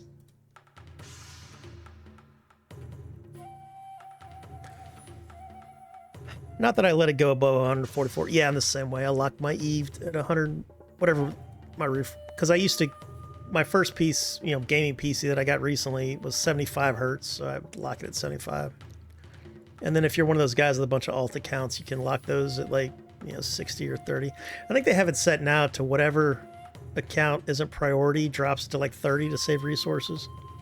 And then now in Eve, you can just shut down all visuals to where you just have a black screen, your overlay, and your windows and stuff. Like, this is really Eve. All right, let's grab 5 of those cats. And then let's go do our mission. Oof, we are so slow. 2736. All right. Can I take on 12 looters? Probably not. My guy's got... It's these attributes. This is a very low level start. We need to get a bow, a horse, and an arrow. Lots of arrows. Can I grab you? Probably not. 1621.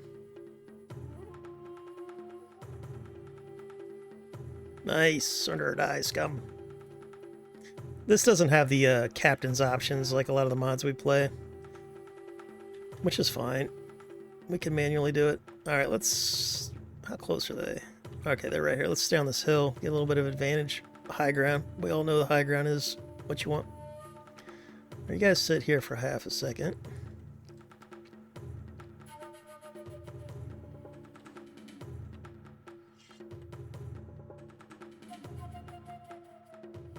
Alright, what I want to do is I want to get these guys to face me. And then let my guys attack them from the side or behind, hopefully. Charge them in, get their attention. Boop. Nice. These guys are throwing rocks or shurikens or something. Eh. Haha. My buddy had my back. Nice. I don't think we lost anybody there.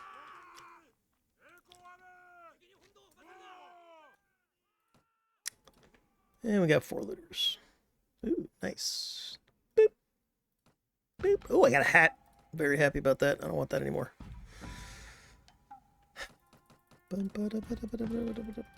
Alright, so what do you do? 15 blunts. And then what about the throwing? Oh, you can't throw these. Oh, fine. I don't want those. I don't want rocks. Lots of rocks. All the rocks. We are a proper peasant warrior, wandering monk. Alright, can I release you for honor? I can't remember. Does this give me honor? Oh, I recruited him. I didn't want to recruit him. I want to let him go. Alright, yeah, okay. So that's how we're going to get honor, letting these guys go. There we go. Now all the good lords will like us. and the people will like us. All right, we want a skirmisher first, please. Thank you.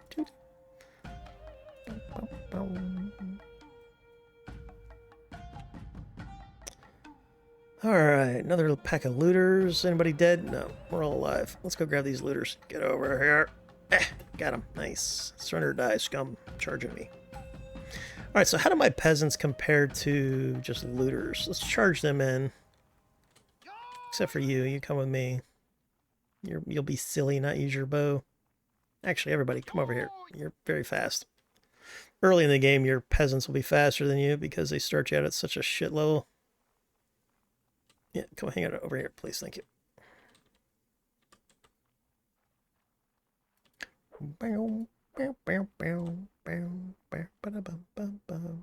Not that I let it go, but my old GPU would drop a bit in the new hangars, but this new one just owns everything. Yeah. Zach's always got, like, the good gear. Yeah, he's the guy that we're all envious of in Discord, talking about their brand new shiny GPU, CPU. All that good stuff. Did you go with a 4090? Man, those prices. Oof, rough. I've got my 3070, and I've got an i5, 10th gen. It still cost me way too much money in 2021 whenever I bought it, and I had to wait for it too. It was a pre-built from CyberPower because I couldn't find a GPU to buy, because it was pandemic.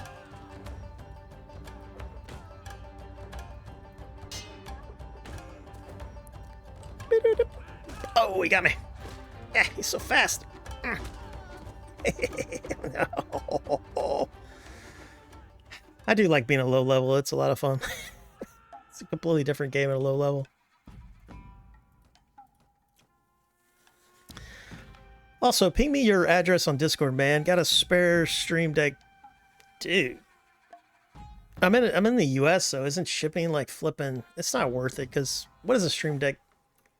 Because I've got the same issue with my my Space Wife decks. He lives in the Netherlands, and it's like shipping, because he sent me some cool... Well, I've got cool stuff they sent me. Like, he and my other Space Wife, they 3D printed a Vindicator. And they gave me that. They made these really cool, like, boxes and these gift packages for Christmas for our corporation, Vulcan Jedi Masters of Krypton.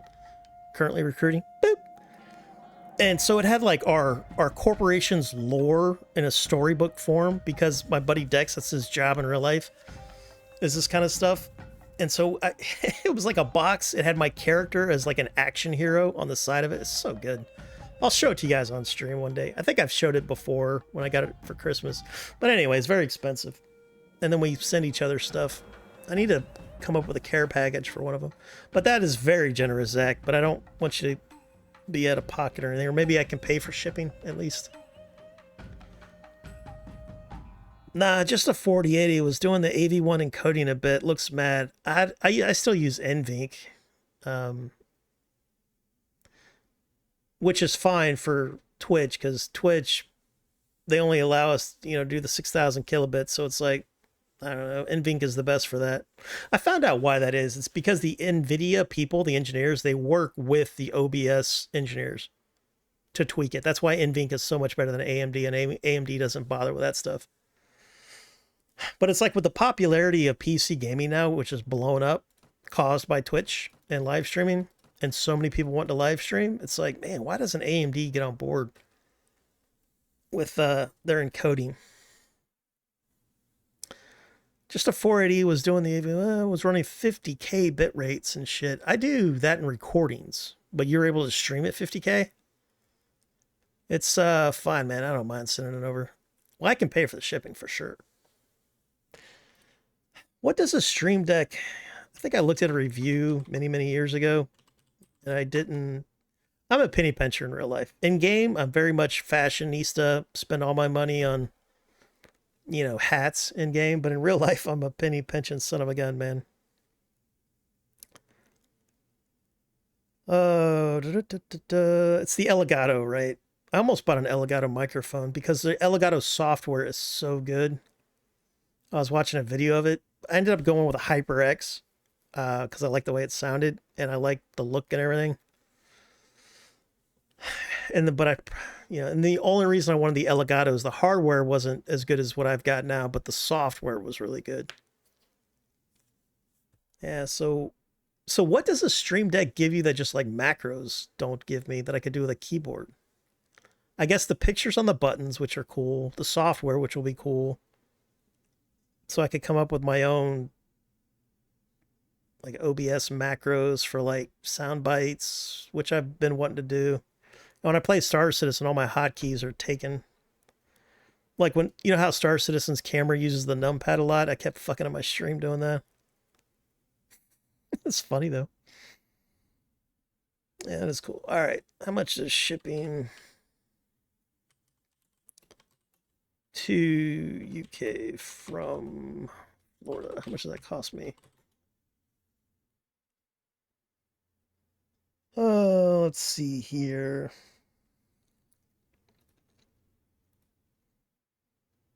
Parcel weight will probably be like, I don't know, we'll say a pound to 1.5 pounds, give or take. Okay, quote. Boop.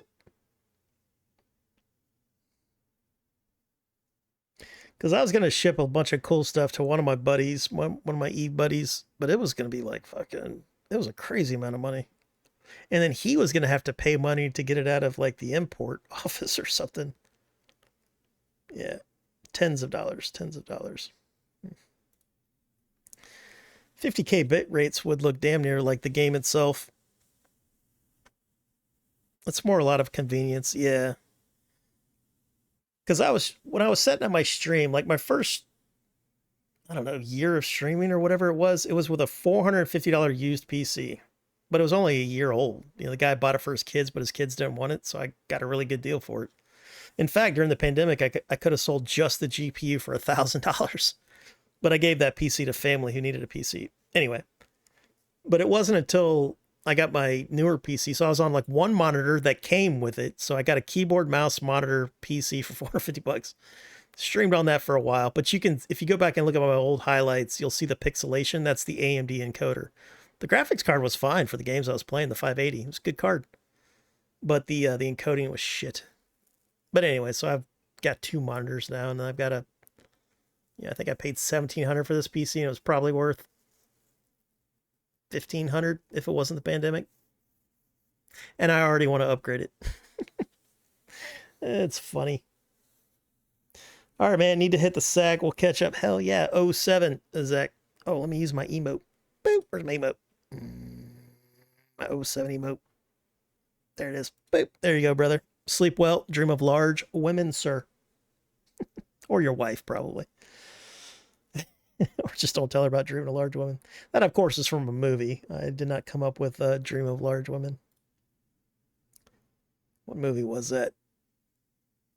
I can't remember. Bum, bum, bum. Dream of Large Woman. I do believe it was the comedy group. Or no, it was The Princess Bride. Wow, I was thinking of something else. Yeah, it was The Princess Bride. That's what that's from. Oh, yeah, that's right. Because our hero knocks out the giant, and he's like, dream of large women, because the giant, of course, would be with large women. I don't want to get DCM8 or anything, so let's get rid of that. That's what that's from. Boop. Alrighty. What time is it? It is... Oh, we've been streaming for way longer than I was going to. That's all right. That's all right. We were having a good old time, catching up with old friends and everything. Ladies and gentlemen, much appreciate and correct roll. Joining me, Nod Zach, Hero. We had a lot of heroes today. We had Kung Fu Master Bud, Lord Ulrick, Von Junginger. If you have a problem with that WSC2 or any mods, PM me on Discord, brother. And then you can join my Discord with right here. I can walk you through it if there's an issue, but the video there shouldn't be any problems. Shouldn't be any problems. Definitely Godspeed to our Ukrainian friend in chat. Hope everything goes well for you and your country folk. Fuck Putin. Yeah, it's very sad. Anywho, we're going to play our outro, I do believe. Let's see if we can find somebody to raid that's also playing Warband. Usually nobody plays Warband anymore. It's very sad for me. Because I'm always looking for Warband players. But there's not too many of us anymore. And if there is, they're usually speaking a language I don't speak. Hey, we got a big guy here. We got Warband, Bannerlord. Alright, do you speak English, sir? Probably not, right? Here, let's do this. Let's see if you speak English. Nerede? Tatar. Alright. That is... It might be Turkish. I don't know what that is. Let's see. That's not... That's about it. English. We got Ludi Pooty Loco. It's a great name. Where are they? 24 peasant. Yeah. His microphone's really low. That's alright. We're rating Ludi Pooty Loco. More of these guys. If you got emotes, fly them. If not, that's okay. But we're going to raid this cat. And I will hang out in there with you guys for a little while I'm doing real life stuff and probably putting dinner together. Alright, where is my raid? It was glorious to meet you new guys. Thanks again for following and all that stuff. Alright, raid, Ludi Pooty, Loco. Right there. Oh. Start raid. And then I get to count down with you, wonderful, wonderful lords and ladies. 6, 5. Have a wonderful afternoon, morning, or evening, everyone, depending on where you're at in this world. Godspeed to you. And we'll see you next time.